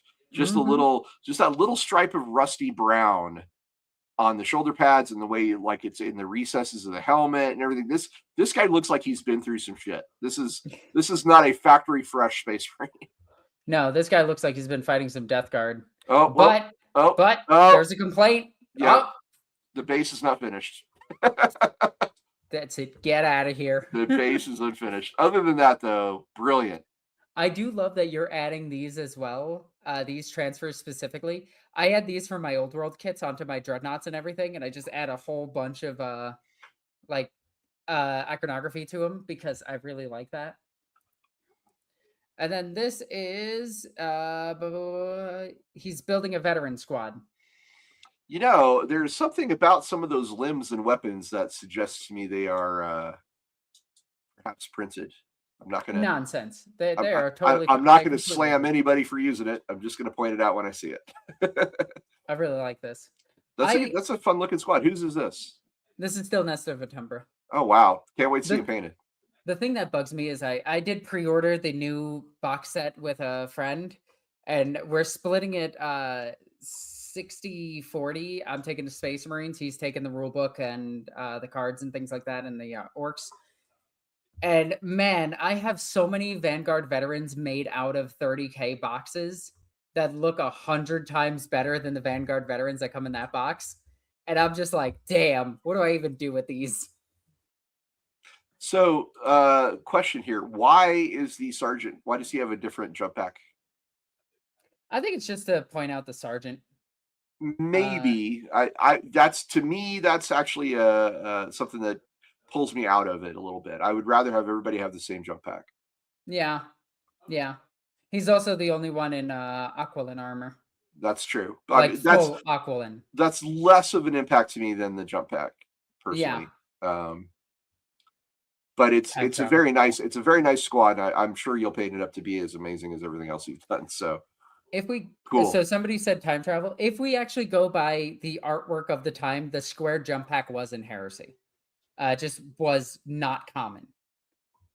All right, moving on. We have Hellflayer Ooh. and a world. No, this is the Iron Warrior. Mm-hmm. It's a disintegrator pistol. We're getting a lot of disintegrators today. Now, granted, this looks like it's a work in progress. I'm gonna assume so. Yeah. I like the weathering on it. It looks like a mostly bad picture.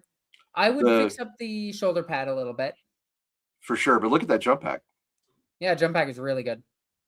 Yeah, zoom in on the jump pack. That's a very nice jump pack. Well done. Yeah. I would put so what I do with disintegrators, I'm very weird about this. Plasma's blue. Okay. I will fight everybody on that. Plasma's blue. Volkite is orange, and I will again fight people on that. I would say disintegrator is kind of like a bright gray, as weird as that is to say. But I haven't seen the disintegrator actually shoot a color because it just disintegrates the thing it hits. But I like this. I really like the older jump packs and everything. It will look a bit better. And then you got another one that looks like almost a word bearer. Oh, what is this? I can X this out. Boom. And then yeah, Or it could be Thousand Sun. it could be 1,000 sun. Actually, yeah, the gold is giving 1,000 sun. Man, could you imagine being 1,000 sun jump pack guy, like an assault marine 1,000 sun? They had them. They definitely had them. Yeah. See, I told you in the past I want to write a book about the outriders for the Iron Warriors because those guys would be very much like, I don't know why we're here. Yeah. Most of the time. And I imagine the assault jump pack guys for the Thousand Suns would also be like, well, I guess. I mean, we have to have it because it's Legion and we all have all the things. But so that is the end of the miniature showcase for this week. Cool. We had some really, really, really fantastic looking models. A lot of nice work in progress. And yeah. So Alexis, by the way, has some good news for you guys. We have a show coming up on Wednesday that is going to have a very special guest. Do you want to tell us about that? My buddy Remblaze is joining us. Remblaze from 40K Theories is going to be jumping onto Lorebeards on Wednesday of next week. And we're going to be talking about, well, whatever topic the poll picks, as well as doing some general interview questions, like, hey, how are you? What got you into 40K? Do you think Mandrakes are half demons? Coming in with a jump pack. I mean, we could just make it an interview episode too if we want to do that. It's up to you. I think also having because I want our fans to, interact with it. So we do a mix of both. I think it's the perfect way to look at it. Fair enough. So yeah, we're gonna have the Magos dinosaur. Yep. So there's people who definitely know who this person is. I'm not super familiar, and I'm excited to kind of learn more about them in the episode. Yeah. So that's going to be fun for Wednesday, and then we will have a poll up very soon for both Wednesday and Saturday's topic. keep an eye out on the YouTube page, and you will be able to vote on what we're going to discuss next week. And we don't forget, we have our season-ending episode. The season finale of our first season will be on the 30th of May, 2 weeks from today, and we're going to discuss the fall of Cadia. That's right. That's going to be the topic for our season finale. So be sure to keep an eye out for us. I'm also on Lorebeards and Role Playing every Monday. And Alexis, where can people find you? Well, you see this name right here that might also be over here, so I'm just going to do this. I stream every now and then. I've been very busy this past week, so I haven't streamed this past week. My apologies about that. I've been crazy with a huge commission. But aside from that, I'm under Norn Queen Alexis. I do Viking stuff on my TikTok. I post on YouTube every now and then. I do some Twitch stuff every now and then. And then I have my own channel, which I'm going to be covering the Skulls event coming up. And I'm looking forward to that. I'm really hoping that we get Battlefield Gothic 3. That'd be kind of neat. Let me know if you'd like a guest for that one, because yeah, I definitely will. I wouldn't mind joining you for that one. Heck yeah, that'd be a lot of fun. And we're gonna be. I also stream, by the way, twitch.tv/TheRossWatson, and I did a stream of Final Liberation on how'd that go? On Thursday. It went really well, actually. Fun game, and the cutscenes, this is a game from 1997, and the cutscenes are just astoundingly like cheap, but also fun, because they got like hammer actors, like they're all these like very good British, guys to be Space Marines and commissars and planetary governors, and there's like a guy in a full orc suit running around and doing stuff in the cutscenes. It is freaking wild, and it has all the really crazy orc vehicles like the Weird Boy Tower and the Bubble Chukka and the Lift-A-Droppa. It's amazing. So I'm having a good time with Final Liberation, and if you want to see me play through that, you can come check me out on my stream. And that's about it, isn't it?